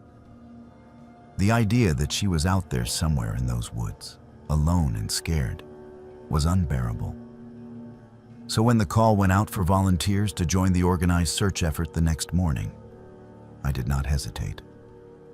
I showed up at the elementary school parking lot at 7 in the morning, along with what looked like half the town. There must have been 200 people there, maybe more. The county sheriff's department had set up a command center, and search and rescue coordinators were dividing volunteers into teams and assigning grid sections. I was placed in a group of 8 people and assigned to search a section of forest about 2 miles northeast of the school. Our team leader was a man named Garrett, a local firefighter who had search and rescue training. He went over the basics with us before we headed out. Stay within visual or audible range of your assigned partner. Mark any significant findings with the colored tape we had been given. Do not disturb potential evidence. Blow your whistle if you find something or if you need help. It all seemed straightforward enough.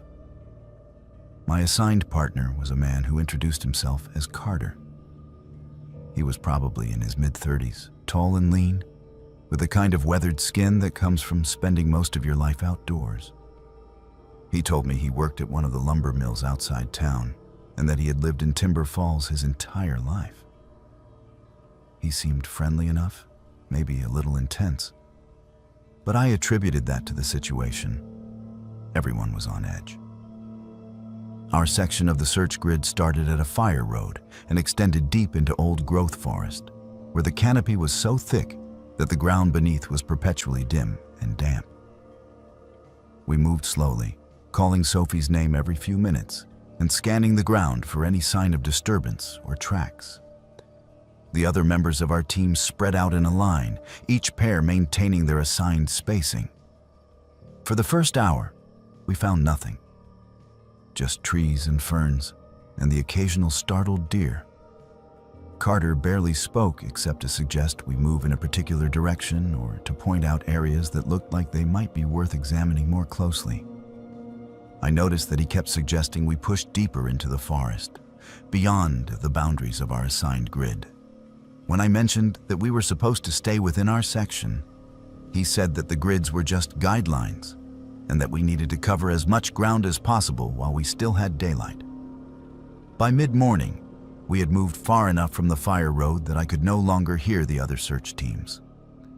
The forest had grown quieter and darker, the trees older and more densely packed. I was starting to feel uncomfortable with how far we had gone, and I told Carter that I thought we should loop back and rejoin the others. He stopped walking and turned to face me, and there was something in his expression that made my stomach tighten. He said we were close to something, that he could feel it, and that we just needed to keep going a little further. I asked him what he meant by feeling close to something, and he did not answer directly. He just said that the town needed closure one way or another, and that someone had to be willing to do what was necessary. I did not understand what he meant by that, but I knew I did not like it. I told him again that we needed to go back, and this time I made it clear that I was not asking for his opinion.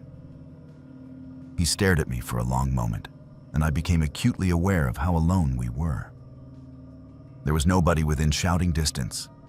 Nobody would hear me if I called for help. And Carter was bigger than me, stronger than me, and he was looking at me in a way that made every instinct I had scream that something was very wrong. That was when I noticed his arms. He was wearing a long-sleeved flannel shirt, but the cuffs had ridden up slightly, and I could see fresh scratches running from his wrists up toward his elbows. They were not the kind of scratches you get from brushing against blackberry bushes or catching your arm on a branch. They were deep, parallel gouges, the kind you get from fingernails, from someone fighting back. I felt my blood go cold. I thought about Sophie, about her small hands, and how hard she would have fought if someone had grabbed her. I thought about how Carter had been so insistent on pushing deeper into the forest, so certain that we were close to something. And I thought about how he had phrased it. The town needs closure one way or another. I forced myself to stay calm. I told Carter that I was feeling dizzy and needed to sit down for a minute. He seemed annoyed, but nodded and said we could take a short break. I sat down on a fallen log and made a show of drinking from my water bottle while my mind raced through my options. I had a whistle in my jacket pocket, but I was not sure if anyone was close enough to hear it. I had my phone, but there was no cell service this deep in the forest. My best chance was to get away from Carter, make it back to the fire road where there would be other searchers. But I could not just run. He was faster than me, and if he realized I was trying to get away from him, I did not know what he would do. I told Carter that I thought I had twisted my ankle when I sat down, and that I needed him to check if it was swelling. It was a weak excuse, but it was the best I could come up with in the moment. He crouched down in front of me, and the second his attention was on my boot, I pulled the whistle from my pocket and blew it as hard as I could. 3 short blasts, the signal for help needed. Carter's head snapped up, his expression transforming into something ugly and furious. He lunged toward me, but I was already moving, scrambling backward off the log and putting distance between us.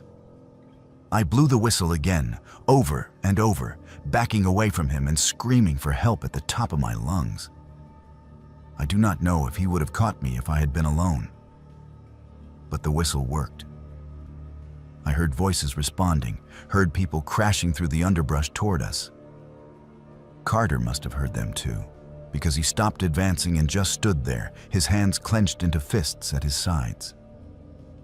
Within minutes, Garrett and 2 other members of our search team broke through the trees. I was sobbing and shaking, barely able to explain what had happened. I pointed at Carter's arms, at the scratches, and I told them what he had said about closure and about being close to something. Garrett's expression changed immediately. He told one of the other volunteers to radio for law enforcement and told Carter not to move. Carter did not run. He did not try to explain himself. He just stood there with this blank expression on his face, like none of it mattered anymore. When the sheriff's deputies arrived 20 minutes later, they handcuffed him and searched the area where he had been trying to lead me. About half a mile further into the forest, they found disturbed earth, freshly turned soil that had been partially covered with branches and leaves. They brought in cadaver dogs. They found Sophie 3 hours later, buried in a shallow grave exactly where Carter had been leading me. The forensic evidence told the story that Sophie could not. Carter had been at the school that day. He had no children of his own, no reason to be there. But nobody had questioned it because Timber Falls was a small town where people trusted their neighbors. He had grabbed Sophie during recess when none of the teachers were looking, dragged her into the woods, and killed her. The scratches on his arms were defensive wounds. She had fought him. An 8-year-old girl had fought for her life, and she had marked her killer in the process. But it had not been enough to save her. Carter confessed to everything once he was in custody. He said he had not planned it, that he had seen Sophie on the playground and something inside him had snapped.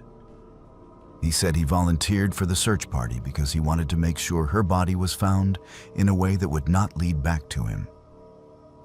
He was going to lead me to the gravesite and then act like we had discovered it together. Play the role of the devastated volunteer who had stumbled upon the worst possible outcome. But I had noticed the scratches. I had seen through him just enough to save myself, even if I could not save Sophie. The trial happened 8 months later. Carter Wilson was convicted of first-degree murder and kidnapping and sentenced to life in prison without the possibility of parole. Sophie's mother gave a victim impact statement that broke everyone in that courtroom. She talked about how her daughter had been stolen from her, how she would never see her grow up or graduate or get married or have children of her own. She talked about how Timber Falls was supposed to be safe, how she had raised her daughter in this town specifically because she thought nothing bad could happen here. And then she looked directly at me and thanked me for blowing that whistle, for trusting my instincts, for doing what Sophie could not do for herself. I have never felt so sick with guilt in my entire life. I did not save Sophie. I saved myself. And that is something I have to live with every single day. I moved away from Timber Falls 6 months after the trial. I could not stay there anymore. Every street corner, every store, every face reminded me of that day in the forest. People treated me like a hero, but I did not feel like one. I felt like a coward who had been too slow to understand what was happening until it was already too late. I still have nightmares about it.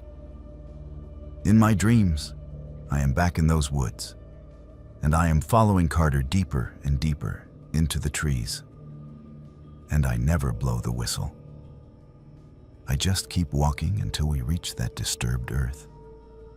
And then I wake up gasping and crying and hating myself for not seeing it sooner. I do not volunteer for anything anymore. I keep to myself, stay away from small towns, and I do not trust easily. People say that I did everything right, that there was no way I could have known what Carter was planning until I saw those scratches on his arms.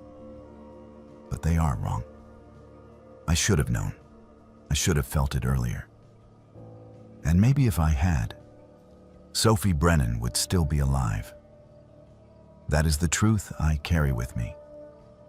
That is the weight that never gets lighter. And that is why I will never forget the face of the man who smiled at me in that elementary school parking lot and asked if I wanted to be his search partner. I have worked as an audio engineer for 12 years, and in that time, I have digitized thousands of hours of old recordings. Vinyl records, cassette tapes, reel-to-reel masters, DAT tapes, everything you can imagine from the analog era that people want preserved in digital format. My name is Nora. I am 36 years old, and I live in Vancouver, British Columbia. Most of my work is boring but satisfying. Old wedding videos, corporate training films from the 1980s, demo recordings from bands that never made it big. I have heard it all, or at least I thought I had, until I was hired to work on the Riverside Sound Studio archive in the fall of 2022. Riverside Sound was a small recording studio that operated in a rural town called Maple Ridge, about an hour east of Vancouver, from 1974 until it closed suddenly in 1985. The building had sat empty for decades, slowly deteriorating, until a real estate developer bought the property with plans to renovate it into a boutique hotel. During the renovation, workers discovered the basement, which had been sealed off and forgotten. Inside were dozens of cardboard boxes filled with reel-to-reel tapes, session notes, and equipment. The developer contacted me through a mutual friend, explaining that he wanted the tapes cataloged and digitized before deciding what to do with them. He thought there might be some historical or archival value, and he was willing to pay well for a thorough job. I picked up the boxes on a Monday morning in October. There were 23 boxes in total, each one packed with unmarked or poorly labeled tapes. The developer gave me a key to the building so I could work on site if I wanted to see the space where the recordings had been made. But I declined. I prefer working in my own studio where I have my equipment set up exactly the way I need it. I loaded the boxes into my van and drove back to my workspace in East Vancouver, already planning how I would organize the project. The first week of work was exactly what I expected. I started with the tapes that had the most detailed labels, figuring those would be the easiest to catalog. There were recordings of local rock bands with names like The Voltage and Cascade, demo tracks that were rough but enthusiastic. There were commercial jingles for businesses that no longer existed, radio advertisements for car dealerships and furniture stores, even a few recordings of what sounded like high school choir performances. Nothing remarkable, but everything got the same treatment. I would play each tape, make notes about the content, date if available, and audio quality, then digitize it and save the file with proper metadata. It was methodical work, and I found it almost meditative. It was during the second week that I found the tape that changed everything. I had moved on to a box of tapes that had minimal labeling, most of them marked only with dates or numbers. One tape in particular caught my attention because, unlike all the others, this one had a label that said Session 7. Do not in handwriting that looked hurried and angry. The letters were pressed so hard into the paper that they had torn through in places. Every instinct I had told me to set that tape aside, to maybe even throw it away without listening to it. But I am a professional, and part of my job is to document everything, even the things that someone clearly did not want documented. I threaded the tape onto my machine and pressed play. For the first few seconds, there was nothing but the hiss of blank tape, and I thought maybe it was empty. But then I heard a voice. It was a man's voice, calm and measured, with the kind of neutral tone you might use when reading a weather report. He said, "This is Session 7 with Subject 3, November 19th, 1982. There was a pause, and then I heard another voice, a woman's voice, and she sounded terrified. She said, "Please, I do not understand what you want from me." The man's voice responded, "I want you to tell me about the others. I want you to tell me their names." I sat there in my studio, staring at the tape machine, trying to make sense of what I was hearing. It did not sound like a recording session for music or a commercial. It sounded like an interrogation. The woman on the tape was crying, her words broken and desperate. She kept saying she did not know what he was talking about, that she did not know any names, that she just wanted to go home. The man's voice never changed. He stayed calm, almost clinical, as he repeated his questions. Where did you meet them? What did they tell you? How many others are there? The woman's answers became more frantic, more incoherent, until finally she started screaming. I stopped the tape. My hands were shaking, and I felt sick to my stomach. I sat there for several minutes, trying to decide what to do. Part of me wanted to destroy the tape, to pretend I had never heard it. But another part of me, the part that had spent 12 years documenting history, knew that I could not do that. If what I was hearing was real, if this was evidence of something terrible, then it needed to be turned over to the authorities. I took a deep breath and pressed play again. The tape continued for another 40 minutes. The man asked the same questions over and over, sometimes softly, sometimes with an edge of irritation in his voice. The woman's responses became weaker as the recording went on, her voice hoarse from screaming. At one point, she said a name, She said, "Jennifer." Her name was Jennifer. The man's voice brightened slightly, like a teacher pleased with a student's correct answer. He said, "Good, that is good. Now tell me about Diane." The woman said she did not know anyone named Diane, but the man insisted.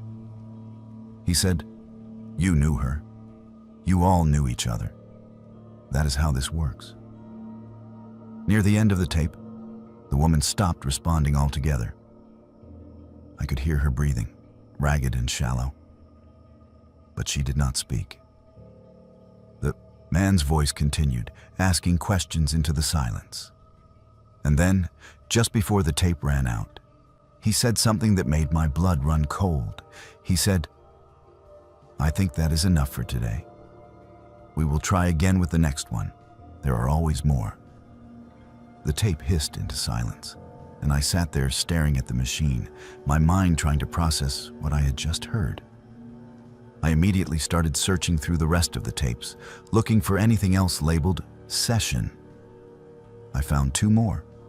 Session 4, Do Not, and Session 9, Do Not, both in the same angry handwriting. I did not want to listen to them, but I knew I had to. Session 4 was similar to Session 7, a different woman's voice, the same man's voice, the same questions. Session 9 was worse. The woman on that tape was barely coherent. Her words slurred like she had been drugged or beaten into submission. The man's voice was more impatient on that recording, his questions sharper and more accusatory. At one point he said, "If you do not cooperate, I will have to move on to the girl we picked up last week. Is that what you want?" I spent the next 2 days researching Riverside Sound Studio and its owner. His name was Gordon Hayes, and he had opened the studio in 1974 as a side business while working as a music teacher at the local high school. According to old newspaper articles, he had been well liked in the community, known for giving free lessons to underprivileged kids and volunteering at the community center.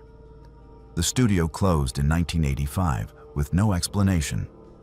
Hayes had simply locked the doors one day and never came back. I found his obituary from 2003. He had died of a heart attack at the age of 67, survived by a son named Michael who still lived in Maple Ridge. Next, I started searching for missing persons cases in the Maple Ridge area from the early 1980s. It did not take long to find what I was looking for. Between 1981 and 1983, 3 women had disappeared from the area. Jennifer Holt, 22 years old, was last seen leaving a bar in downtown Maple Ridge in March of 1981. Diane Kruger, 19 years old, disappeared from a shopping mall parking lot in August of 1982. Rebecca Chow, 26 years old, vanished while walking home from her job at a grocery store in November of 1983. All 3 cases were still unsolved. All 3 women were presumed dead, but their bodies had never been found. I listened to the tapes again, this time making detailed notes about everything the man said. He had mentioned Jennifer by name, and he had mentioned Diane. He had talked about the next one and the girl we picked up last week.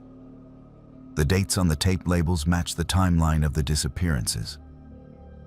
Session 7 was dated November 19, 1982, which was 3 months after Diane Kruger disappeared.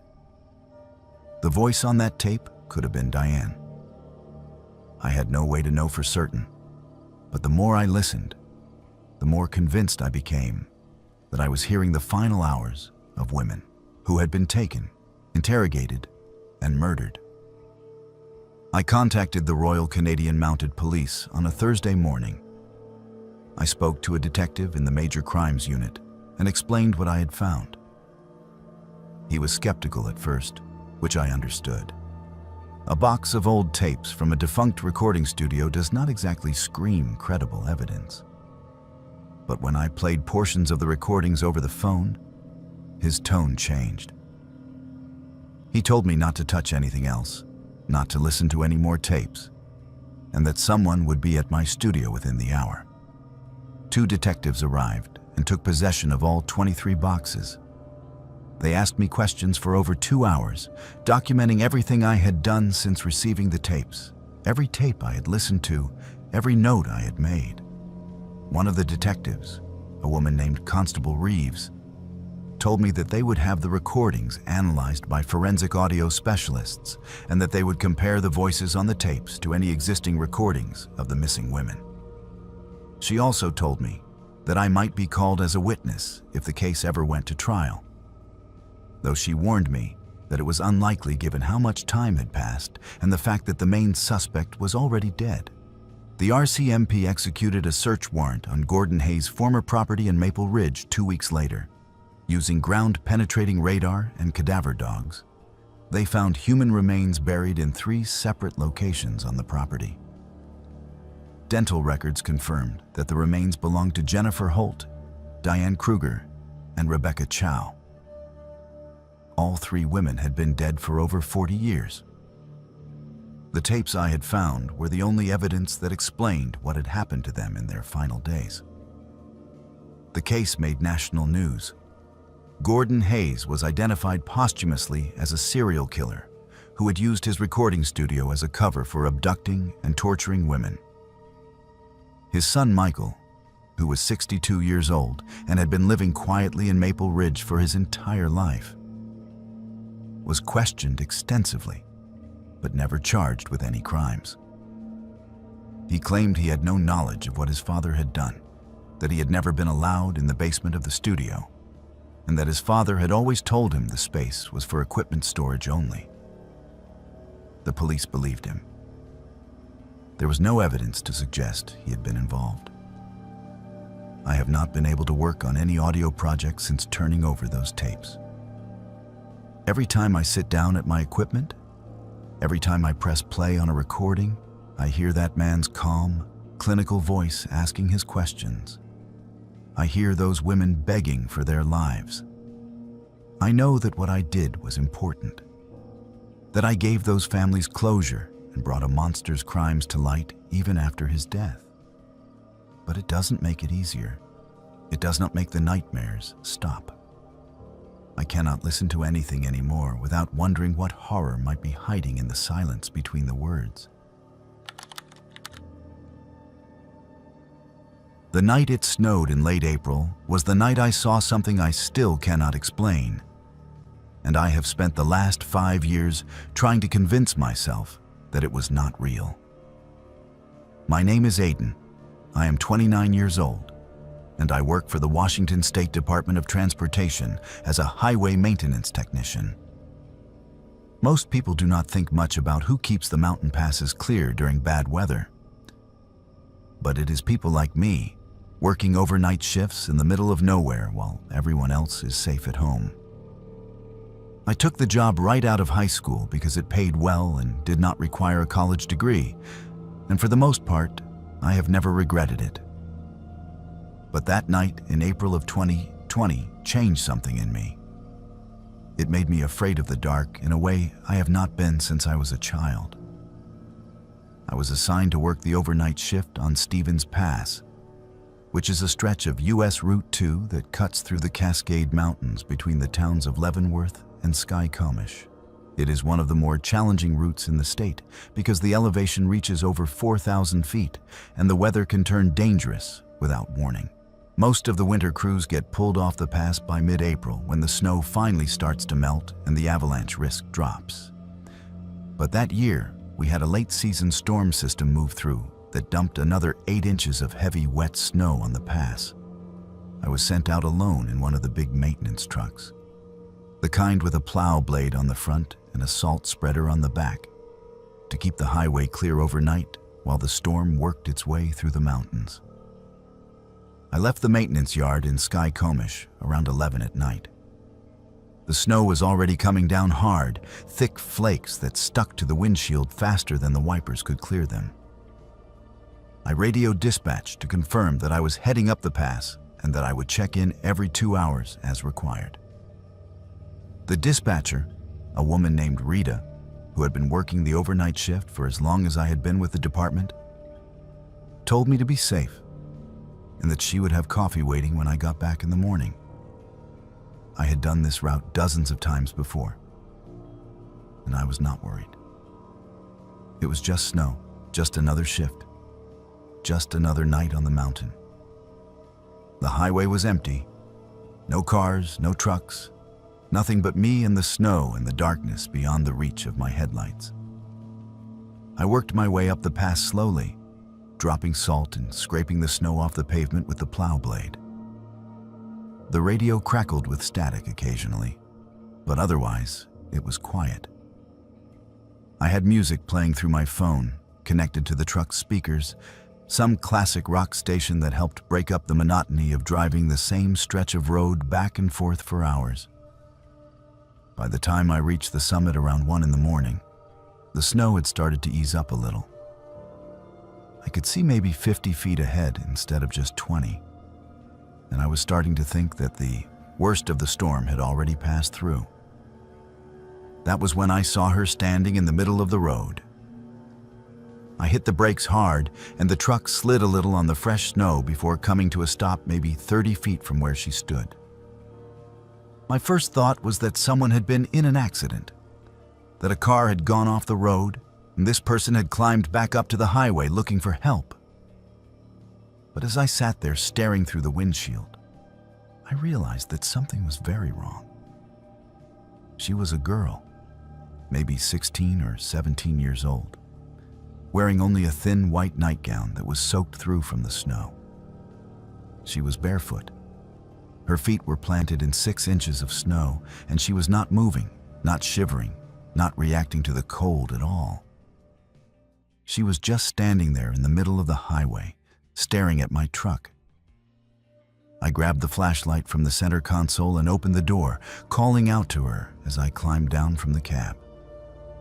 I asked if she was okay, if she had been in an accident, if she needed help. She did not respond. She just stood there, her arms hanging at her sides, her hair plastered to her face from the snow. As I got closer, I could see that she was bleeding. There was a gash on the right side of her head, just above her ear, and blood had run down her neck and stained the collar of her nightgown. Her lips were blue, and her skin was so pale it almost seemed to glow in the beam of my flashlight. I told her that I was going to help her, that I needed her to come with me to the truck where it was warm. She did not move. I got within 10 feet of her and stopped, suddenly aware that her eyes were looking at me but not seeing me. They were unfocused, distant, like she was looking through me at something far away. I called out to her again, asking her name, asking where she had come from. Nothing. She just stood there in the snow, bleeding and silent. I made the decision to go back to the truck and grab a blanket. I thought maybe if I could wrap her up and get her warm, she would start responding. I turned around and walked back to the cab, moving quickly because I was starting to panic. This girl was going to die if I did not get her out of the cold. I climbed into the cab, grabbed the emergency blanket from behind the seat, and turned back around. She was gone. I stood there holding the blanket, staring at the empty highway where she had been standing just seconds before. The snow was falling steadily again, and there were no footprints leading away from the spot where she had been. There was nothing. Just the tire tracks from my truck and the line scraped clean by the plow blade. I called out into the darkness, asking where she had gone, asking if she could hear me. My voice sounded small and swallowed up by the snow and the wind. There was no response. I spent the next 20 minutes searching the area. I walked up and down the highway with my flashlight, looking for any sign of where she might have gone. I checked the shoulders, the tree line, anywhere she could have run to in the few seconds I had my back turned. There was nothing. No footprints, no blood trail, no indication that anyone had been there at all. I tried my radio to call dispatch, but all I got was static. The storm must have been interfering with the signal, Or maybe I was too far up the pass for the radio to reach the towers. My cell phone had no service either. I was alone on that mountain with no way to contact anyone and no explanation for what I had just seen. I got back in the truck and sat there for a long time, trying to make sense of it. I told myself that maybe I had been hallucinating, that the isolation and the darkness and the long hours were playing tricks on my mind. But I knew what I had seen. That girl had been real. She had been standing in the middle of the highway, bleeding and barefoot in the snow. And then she had vanished like she had never been there at all. I finished my shift because I did not know what else to do. I drove back and forth along the pass, clearing snow and trying not to think about what I had seen. Every time my headlights swept across the road ahead, I expected to see her standing there again. But she was gone. By the time I made it back down to the maintenance yard in Skycomish at 6 in the morning, the snow had stopped and the sun was starting to rise. Rita was waiting with coffee like she had promised, and she asked me how the shift had gone. I told her it was fine. I did not tell her about the girl. I went home and tried to sleep, but I could not stop thinking about it. I kept seeing her face, those unfocused eyes, the blood running down her neck. I got up around noon and turned on the local news, half expecting to see a report about a missing girl or a car accident on Stevens Pass. There was nothing. I checked the news websites, the police reports, everything I could think of. Nothing. It was like she had never existed. 2 days later, I was at the maintenance yard getting ready for another shift when one of the other guys, a veteran technician named Tom, mentioned that he had seen something on the news about a body being found near Stevens Pass. I asked him what he meant, and he pulled out his phone and showed me the article. A hiker had discovered human remains in a ravine about 3 miles off the highway, not far from the summit. The remains were identified as those of a 17-year-old girl named Paige Summers, who had been reported missing from her home in Leavenworth 2 days earlier. According to the medical examiner, she had died from exposure after fleeing her home in the middle of the night. Her family said she had been trying to escape an abusive situation. The estimated time of death was late evening on April 23rd, which was the night before I saw her on the highway. I read that article 3 times, and each time I felt sicker. The girl I had seen was already dead when I encountered her. She had been dead for over 24 hours. But I had seen her standing there in the snow, bleeding and barefoot, staring at me with those empty eyes. I do not believe in ghosts. I never have. I am a practical person who works with machines and follows procedures and does not put much stock in anything that cannot be explained with logic. But I cannot explain what I saw that night. I cannot explain how a dead girl appeared in the middle of a highway and then vanished without leaving a trace. I still work for the Department of Transportation. I still do overnight shifts on the mountain passes. But I do not drive Stevens Pass anymore. I requested a transfer to a different route, and my supervisor approved it without asking questions. I think he could tell that something had changed in me, that I was not the same person who used to joke around in the break room and volunteer for the worst shifts. I do not talk about what I saw that night. People would think I was crazy, or that I made it up, or that I was looking for attention. But I know what I saw. I saw Paige Summers standing in the snow, and I think she was trying to tell me something. I think she was trying to show me what had happened to her, to make sure someone knew that she had not just disappeared. She had died alone and afraid. And maybe she needed someone to witness that. Even if it was just a highway maintenance worker who could not do anything to help her. I think about her all the time. I wonder if she is still out there on that pass, standing in the snow and waiting for someone to see her. I wonder if I was the only one, or if other drivers have seen her too and were too afraid to say anything. I wonder if she found peace, or if she is trapped there forever, reliving the last moments of her life over and over again. I do not have answers to any of those questions. All I have is the memory of her face and the knowledge that there are things in this world that cannot be explained. Things that happen in the darkness when you are alone and far from help. And once you have seen something like that, you can never unsee it.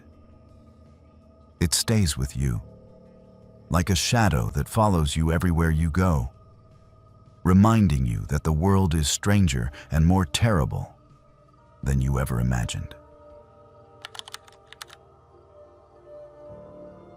As part of my graduate thesis on Pacific Northwest settler history and its impact on indigenous populations, I was granted access to the Historical Society archives in the small coastal town of Fern Harbor, Oregon, in the summer of 2021.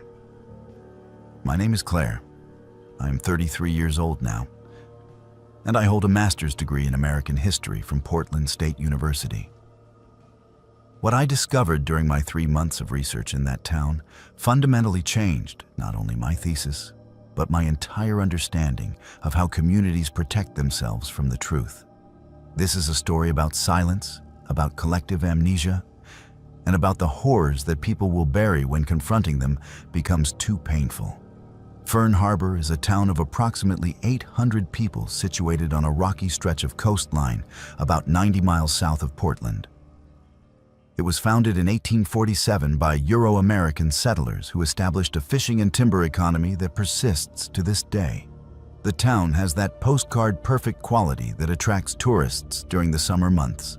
Victorian houses painted in cheerful colors, a main street lined with antique shops and cafes, a harbor filled with working fishing boats that provide authenticity to the quaint facade. I chose Fern Harbor specifically because preliminary research suggested that the area had a significant indigenous population prior to settler arrival. And I wanted to document what happened to those communities during the colonial period. The Fern Harbor Historical Society operates out of a converted church building on the edge of town. It houses an extensive collection of documents, photographs, personal papers, and artifacts dating back to the town's founding. When I first contacted the society to request access for my research, I was greeted warmly by the president, a woman in her late 70s named Margaret Caldwell. Margaret had lived in Fern Harbor her entire life, as had her parents and grandparents before her. She seemed genuinely excited about my project and told me that the Historical Society was always happy to support academic research. She gave me a key to the archive room and told me I could work there during regular business hours, which were Tuesday through Saturday from 10 in the morning until 4 in the afternoon. The first 2 weeks of research proceeded exactly as I had expected. I worked my way through boxes of documents systematically, starting with the earliest records and moving forward chronologically. I found land deeds, census records, business ledgers, personal diaries, and correspondence that painted a detailed picture of the town's early years. There were occasional references to the indigenous people who had lived in the area, mostly dismissive or patronizing comments about the local Indians who fished in the harbor or traded with the settlers. But there was surprisingly little documentation of what happened to those communities once the settlers arrived in significant numbers. It was as if the indigenous population had simply vanished from the historical record sometime in the late 1800s, which I knew from experience was not unusual. Settler records often erased indigenous presence either deliberately or through neglect. It was during my 3rd week that I began to notice gaps in the archive that seemed intentional rather than accidental. The collection had excellent documentation for the 1840s, 1850s, 1870s, and beyond. But there was almost nothing from the 1860s. A few scattered business receipts, a couple of letters, but none of the detailed diary entries, newspaper clippings, or official records that I had found for every other decade. When I asked Margaret about it, She smiled in that friendly way she always did, and told me that those years were just not well documented, that perhaps there had been a fire or flood that destroyed the records. It was a plausible explanation, but something about the way she said it made me suspicious. Her tone was too casual, too practiced, like she had given that explanation many times before. I started paying closer attention to what was missing rather than what was present. I noticed that several boxes had labels indicating they should contain materials from the 1860s. But when I opened them, they were either empty or filled with documents from different decades that had clearly been placed there recently.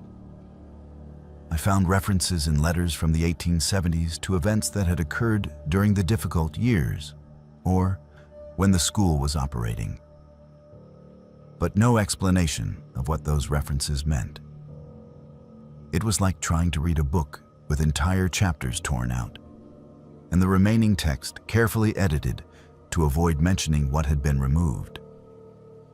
The breakthrough came by accident. I was looking through a box labeled Photographs Miscellaneous 1900-1920 when I found a small envelope that had been tucked into the wrong box.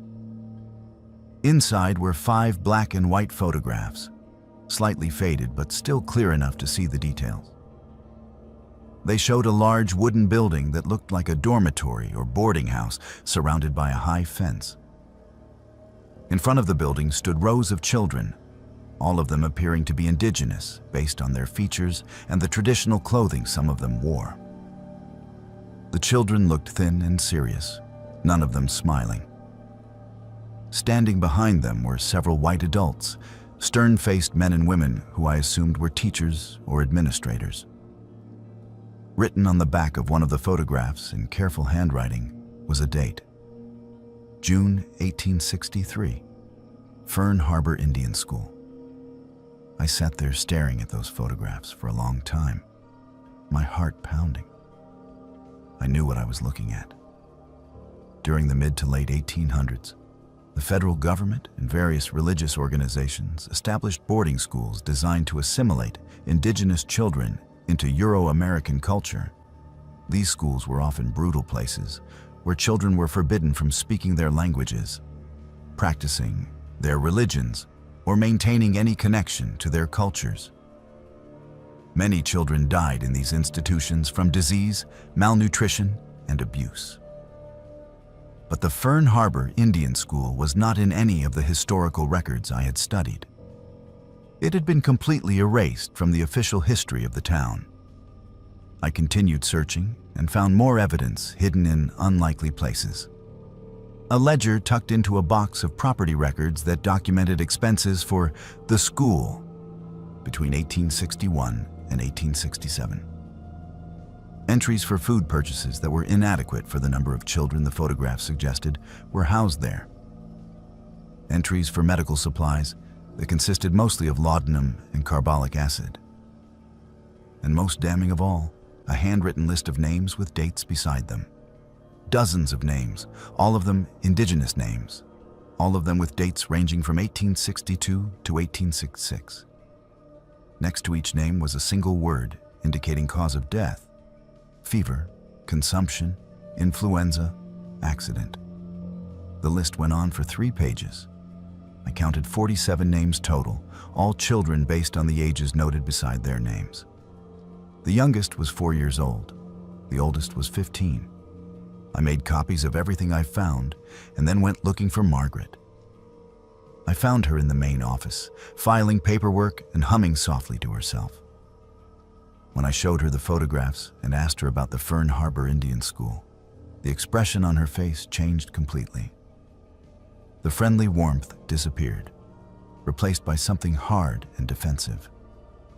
She told me those photographs should not have been in the collection, that they were supposed to have been removed years ago. I asked her why, and she did not answer immediately. She just sat down heavily in her chair and stared at me with this look of profound sadness, mixed with something that might have been shame. She finally told me that everyone in Fern Harbor knew about the school, or at least the older families did. It had been run by a committee of prominent townspeople with funding from the Federal Bureau of Indian Affairs. The children had been taken from indigenous families throughout the region, sometimes voluntarily by desperate parents who were told their children would receive education and care, more often by force. The conditions at the school had been terrible. Overcrowding, inadequate food, harsh punishments for any child who spoke their native language or resisted the civilizing process. Disease had swept through the school multiple times, and dozens of children had died. When the school finally closed in 1867, the surviving children were either returned to what remained of their families or sent to other institutions further inland. Margaret explained that sometime in the early 1900s, the town had collectively decided to erase the school from the historical record. The building had been torn down and the lumber used for other construction projects. The burial site where the children who died had been interred was on town land on the eastern outskirts, but it had never been marked with headstones or monuments. Instead, it had been allowed to become overgrown and forgotten. Documents relating to the school were systematically removed from the archives. The few photographs that existed were supposed to have been destroyed, but apparently someone had hidden them instead. The town had chosen to forget, to pretend that the school had never existed, because acknowledging what had happened there meant acknowledging the complicity of the founding families whose descendants still lived in Fern Harbor. I asked Margaret why she was telling me this now, why she did not just deny everything and tell me the photographs were forgeries or mistakes. She said she was tired of lying, tired of protecting a secret that should never have been kept in the first place. She was the president of the Historical Society, and she had a responsibility to preserve history, not erase it. But she also told me that if I chose to include this information in my thesis or publish it in any way, I would face resistance from the town. There were people in Fern Harbor who still believed that the past should stay buried, that bringing up old horrors served no purpose except to create guilt and division. I left Fern Harbor 2 weeks later with copies of every document and photograph I had found. I contacted indigenous advocacy organizations and cultural preservation groups to inform them of what I had discovered. I also contacted the Oregon State Historic Preservation Office and provided them with the location of the unmarked burial site. Within 3 months, a team had been sent to Fern Harbor to conduct ground-penetrating radar surveys of the site. They confirmed the presence of human remains consistent with the number of deaths documented in the ledger I had found. The remains were those of children, some as young as 3 or 4 years old based on skeletal analysis. The discovery made regional news, though it did not receive the national attention that similar findings at boarding schools in other states had garnered. The town of Fern Harbor was forced to acknowledge what had happened, though many residents were angry about what they saw as an attack on their community's reputation. A memorial was eventually erected at the burial site, and representatives from the indigenous nations whose children had been taken to the school performed ceremonies to honor the dead. Margaret Caldwell stepped down as president of the Historical Society shortly after the story became public. I heard from mutual contacts that she received threats and harassment from some town members who blamed her for bringing shame to Fern Harbor. I completed my thesis and received my degree, but the experience changed me in ways I am still processing.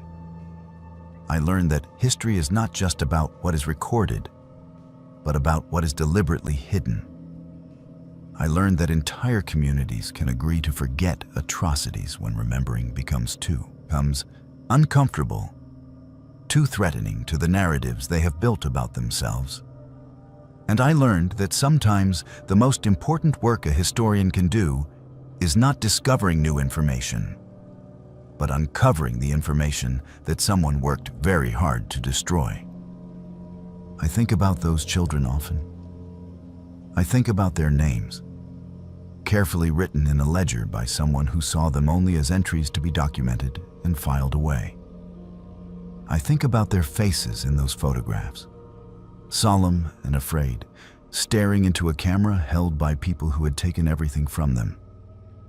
I think about how they died far from their families, buried in unmarked graves, and then forgotten by a town that benefited from erasing their existence. And I think about how many other towns across this country have similar secrets, similar erasures, similar graves that have been allowed to disappear beneath time and silence. That is the real horror. Not the ghosts that might haunt the places where terrible things happened, but the living people who choose to look away and pretend that the past does not matter. Because it does matter. It always matters.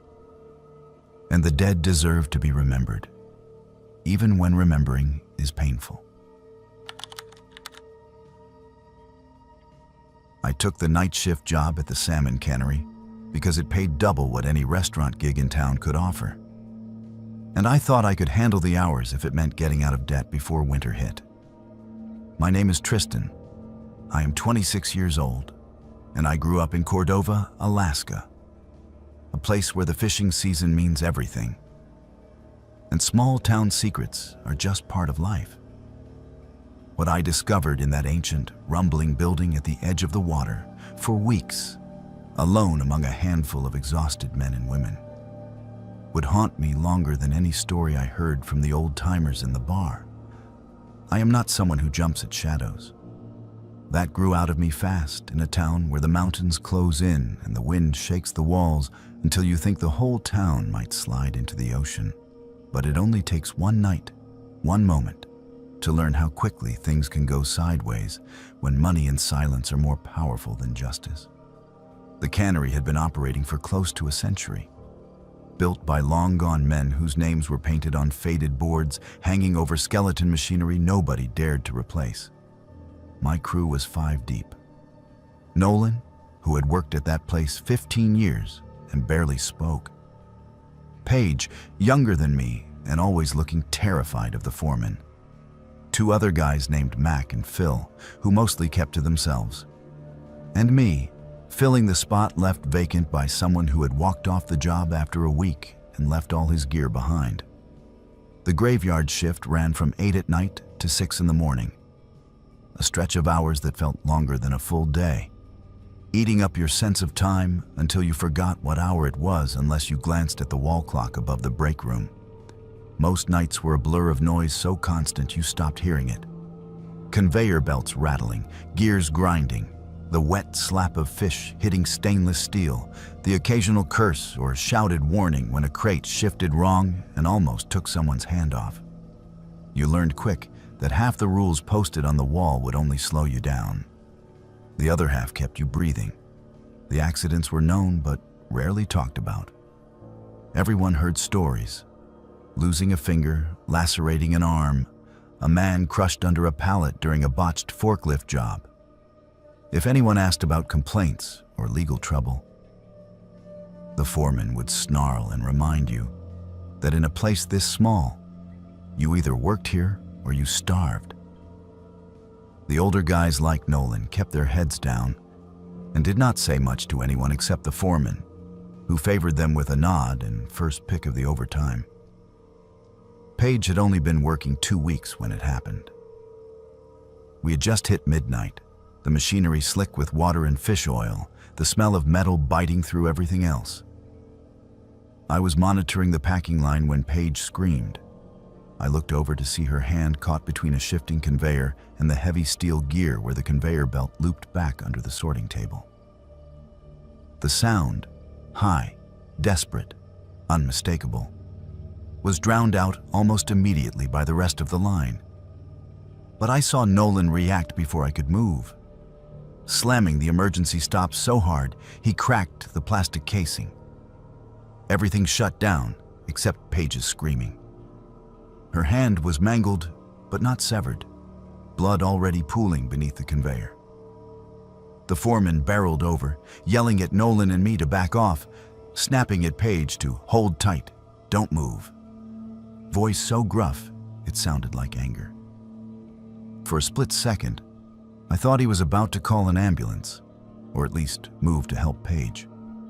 Instead, he told Mac to take her to the supervisor's office and call the owner on the emergency number, not 911. Paige kept up a steady whimper as Mac guided her out, hand wrapped in bloody towels.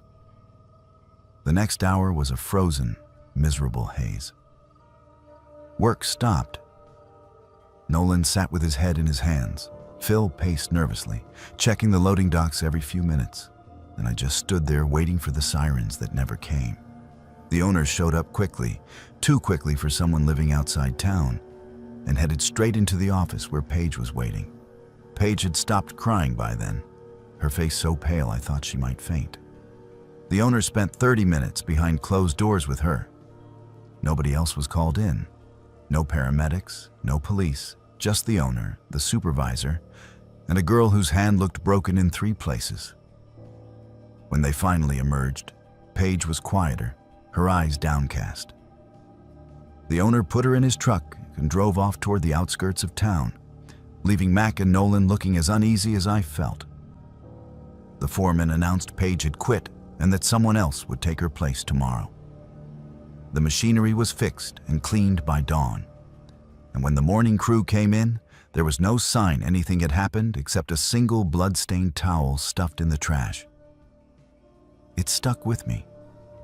How quickly Paige vanished. How fast everything returned to normal. I tried to find out where she'd gone, but her phone went straight to voicemail, and her apartment was dark when I passed by. The supervisor shrugged it off, said the owner had taken care of her, and that was all anyone wanted to know. It was Nolan who finally gave me a clue. He was silent for days after the accident, but caught me outside having a smoke later that week. He stared out at the distant line of mountains and said quietly, "Third one in 6 years. Each time they pay him to leave." I pressed him, but his face stayed blank. It was only when I said Paige's name that he grimaced and muttered, "Every year someone gets hurt. Some take the cash, never come back." The owner's money, it turned out, was legendary among the old hands. Legal trouble threatened the cannery if anyone went to the hospital or tried to file a complaint. So instead of allowing police or OSHA investigations, injured workers were paid off under the table and sent out of town. The owner kept the payouts quiet.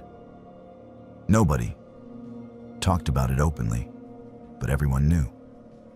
You got hurt, you got bought off, and you disappeared. Just another face in a town where silence was worth more than a paycheck. I could not let it go. Every shift, I asked quietly about Paige. A few of the line workers said she moved to Anchorage. Others claimed she was seen at the ferry dock leaving for Seattle. The supervisor grew hostile, warning me to stop asking questions unless I wanted to join her. Nolan looked exhausted and hollow, offering nothing more than, "Just keep working, young man. Do not get in the way."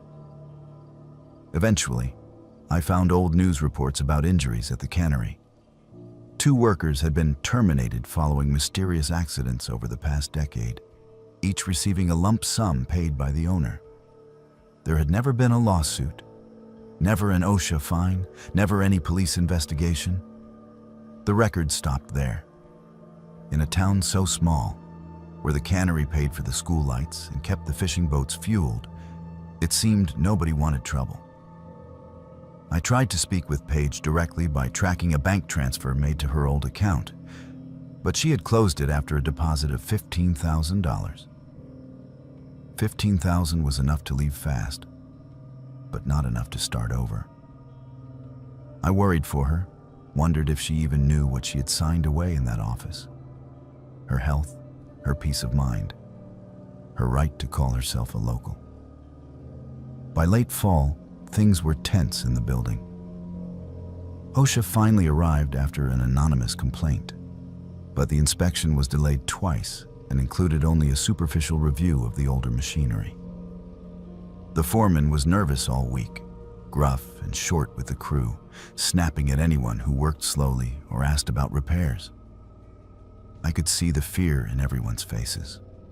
One wrong move and a simple mistake could buy your silence too. When the inspection was over, and OSHA missed the structural flaws in the oldest equipment, I could not live with myself. I handed in my notice and left a written report with the federal office, including dates, names, and details of every injury I had heard about.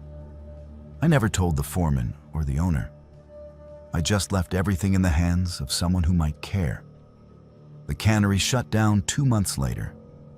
Word spread fast. OSHA had found dozens of violations on a surprise second inspection after complaints from a hospital nurse forced a deeper review. The owner was charged with multiple counts of negligence. People talked in whispers, afraid that the school would close or that the lights would go dark in town. But slowly the truth came out. A pattern of payoffs, of hurt men and women leaving with scars and money, and a town that had looked away each time it happened. I saw Nolan once after that, working a different job by the docks, older and slower, but finally unafraid. He nodded to me as I passed, and I wondered if he too had finally left behind the fear and guilt that grew from working in a place where wounds were traded for. Silence. As winter came on, I tried not to think of Paige, or of the others who vanished from town with money but without justice. I knew the owner would get a lawyer and might never see the inside of a cell. I knew the town would struggle without the cannery, and I knew that some people still blamed me and Nolan and anyone else who refused to play along.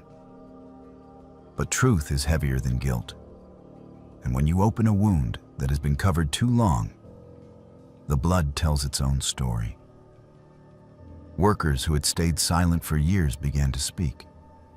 They told of being paid off, of hands mangled and days spent in pain, afraid to cause trouble.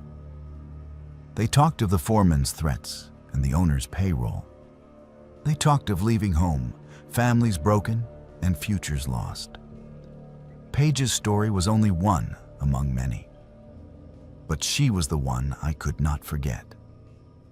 I still live in Cordova, working odd jobs and telling myself that if another factory or fishing operation opens, I will not be part of it unless I know the rules are different. The darkness in those long graveyard shifts was not just a matter of missed sunlight, but a shadow cast by every time someone chose hush money over a fellow worker's safety. Small towns are supposed to take care of their own, but some wounds fester in silence until the truth is forced to the surface. I cannot say for sure what happened to Paige. Maybe she made it somewhere better. Maybe she struggles with the same nightmares I do. What I do know is that towns like Cordova exist all over, hiding horror behind hard work and fishing money, convincing themselves that their secrets are safe so long as nobody says the words. But secrets rot what they touch, and the wounds left behind are always deeper than anyone is willing to admit. So if you ever find yourself in a place where everyone knows what happened, but nobody speaks aloud, remember what gets buried: memories, pain, truth, and the chance for justice. The factory gates may close, the money may run out, and strangers may come to investigate, but the damage done by silence never disappears. It lingers, waiting for someone to call it by its name. Every summer since I was 19, I have worked as a backcountry ranger for the United States Forest Service in the North Cascades of Washington State. My name is Haley. I am 31 years old now, and I have seen things in those mountains that most people would dismiss as impossible or ridiculous if I told them out loud. The work is hard and lonely, but I have always loved the isolation, the way the wilderness strips everything down to what matters. You learn to trust your instincts out there because sometimes your instincts are the only thing keeping you alive. What happened during my rotation at the Granite Ridge cabin in the summer of 2019 taught me that there are places in this world where humans are not welcome, where we are being watched by things that do not want us there, and where ignoring the warnings can cost you everything. The North Cascades are some of the most remote and rugged terrain in the continental United States. Jagged peaks, dense forests, glaciers that carve through valleys, and miles upon miles of wilderness where you can hike for days without seeing another person. The Forest Service maintains a network of backcountry cabins for rangers who patrol these areas during the summer months, checking trails, monitoring wildlife, and providing emergency assistance to hikers who get themselves into trouble. The rotations are typically 2 weeks on, 1 week off, and you spend those 2 weeks completely alone except for twice daily radio check-ins with the district office. Granite Ridge Cabin sits at the end of a 12-mile trail that climbs through old growth forest and alpine meadows before terminating at a small clearing overlooking a glacial lake. The cabin itself is basic.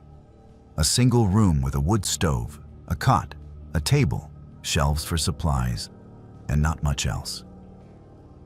There is a hand pump for water outside, an outhouse 50 feet down the trail, and a solar panel that charges a battery for the radio and a single overhead light. It is primitive, but it is all you need when your job is to spend your days hiking the surrounding trails and your nights resting up to do it again the next day. I arrived at Granite Ridge on July 8, 2019, after hiking in with a full pack of supplies and gear.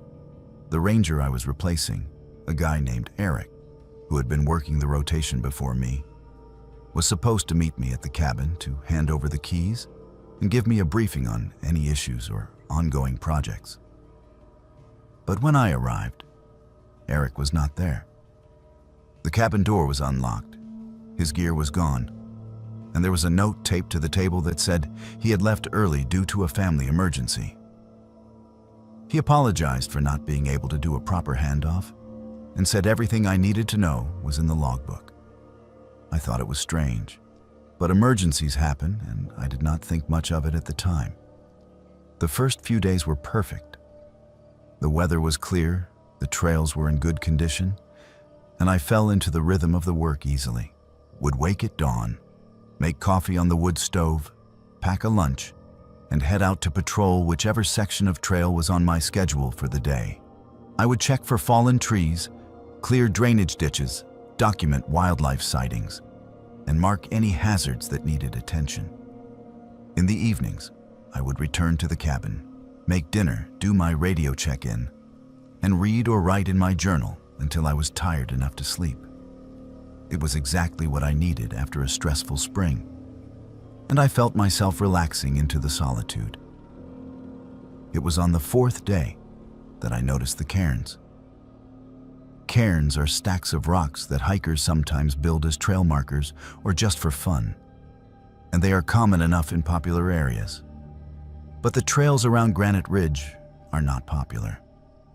Most people who come this far into the backcountry are experienced enough to know that unofficial cairns can be confusing and even dangerous if they lead someone off the established trail. I had cleared a section of trail near the cabin the day before, and I was certain there had been no cairns there.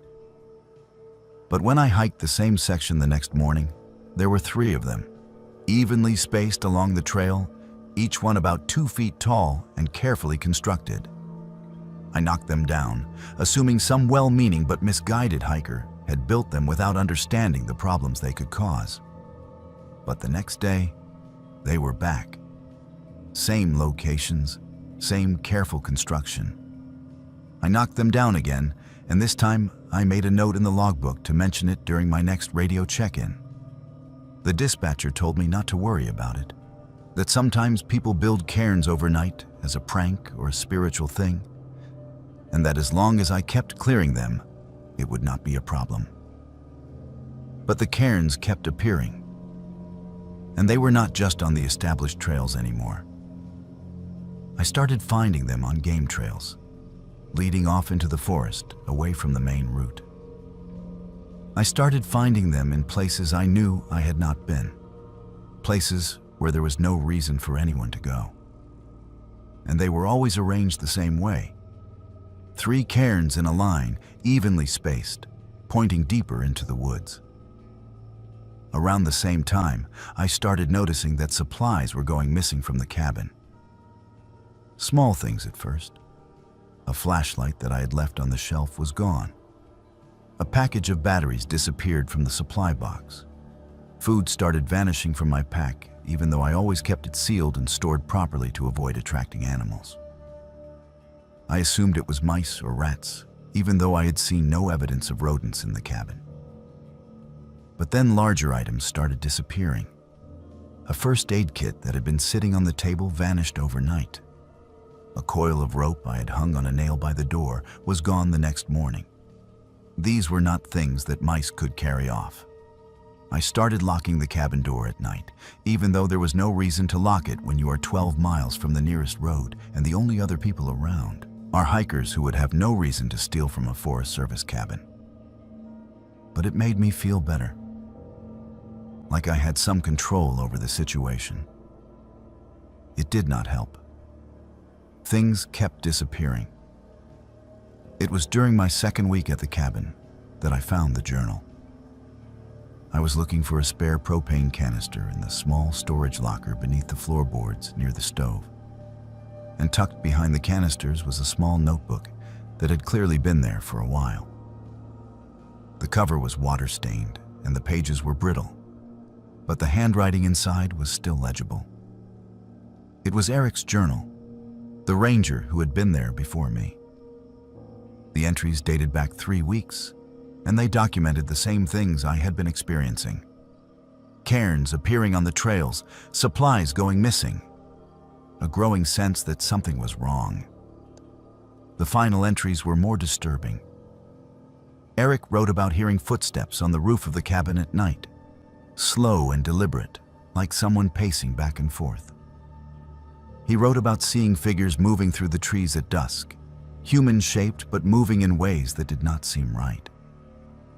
He wrote about feeling watched every time he left the cabin, like there were eyes following him from the forest. The last entry was dated the day before I arrived, and it was short. They do not want us here. I am leaving tonight. Do not stay. I sat there on the floor of the cabin, holding Eric's journal and trying to decide what to do. Part of me wanted to pack up immediately and hike out, to follow Eric's warning and get as far away from Granite Ridge as I could. But another part of me, the stubborn part that had always pushed me to prove myself in this job, refused to be scared off by some missing supplies and a cryptic journal entry. I told myself Eric had been stressed, that isolation can do strange things to your mind, and that I was not going to abandon my post based on the paranoid ramblings of someone who had clearly been struggling. That decision almost cost me my life. That night, I woke to the sound of footsteps on the roof. Slow, rhythmic, deliberate. Not the scrabbling of an animal, but the measured pace of something walking back and forth above me. I lay in my cot, frozen, listening to those footsteps move from one end of the cabin to the other and back again. It went on for hours. I did not move, did not make a sound. I barely allowed myself to breathe. And then, just before dawn, the footsteps stopped. I heard a soft thump as something jumped down from the roof, and then silence. I got up and looked out the window. The clearing around the cabin was empty, but at the edge of the tree line, I saw them. Figures, maybe 5 or 6 of them, standing just inside the shadows of the forest. They were human-shaped, but their proportions were wrong. Too tall, too thin, with limbs that bent at angles that did not make sense. They stood completely still, and even though I could not see their faces in the darkness, I knew they were looking at me, watching me. I backed away from the window and grabbed the radio. I did not wait for the scheduled check-in time. I called for emergency extraction, my voice shaking as I told the dispatcher that I needed to leave immediately, that I was not safe, that I needed a helicopter pickup as soon as possible. The dispatcher tried to calm me down, tried to ask what was wrong, but I could not explain it. I just kept repeating that I needed to leave, that I could not stay another night. The helicopter arrived 6 hours later, landing in the meadow below the cabin. I had packed my essential gear and was waiting outside, refusing to go back into the cabin or look toward the tree line. The pilot gave me a strange look when he saw my face, but he did not ask questions. He just told me to get in, and within minutes, we were lifting off and flying back toward the district office. My supervisor was less understanding. He wanted to know what had happened, why I had called for emergency extraction, what emergency had justified the expense of a helicopter when I could have just hiked out. I tried to explain, but I could hear how it sounded. Footsteps on the roof, figures in the forest, missing supplies. It sounded like I had cracked under the isolation, like I had let my imagination run wild. He told me to take the rest of the summer off, that we would discuss my future with the Forest Service when I was feeling more stable. I did not argue. I just wanted to be away from those mountains, away from that cabin, away from whatever those things were that had been watching me. But before I left the office, I asked about Eric, the ranger who had been at Granite Ridge before me. My supervisor's expression changed. He told me Eric had requested a transfer to a different district immediately after finishing his rotation.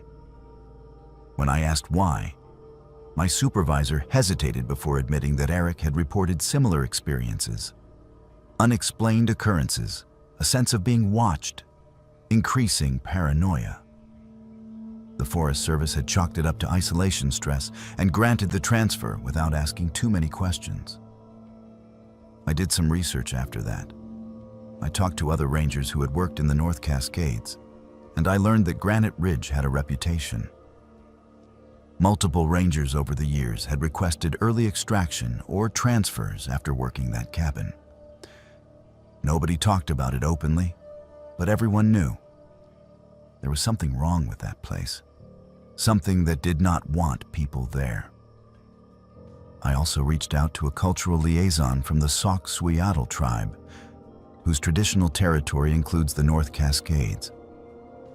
When I mentioned Granite Ridge, she nodded slowly and told me that the area around that cabin had always been considered a boundary, a place where the human world ends and something else begins.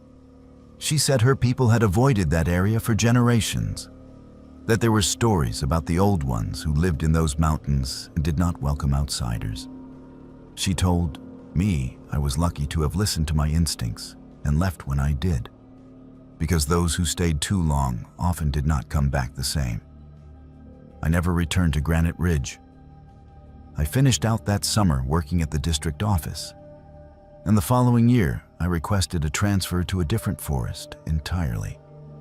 I still work as a backcountry ranger, and I still love the wilderness, but I have learned to recognize when I am not wanted. There are places in this world that belong to something older than us, something that was here before we arrived and will be here long after we are gone. And those places have ways of making it clear when we have crossed a line that should not be crossed. The cairns, the missing supplies, the figures in the forest, those were warnings. And I am grateful that I was smart enough to listen before it was too late.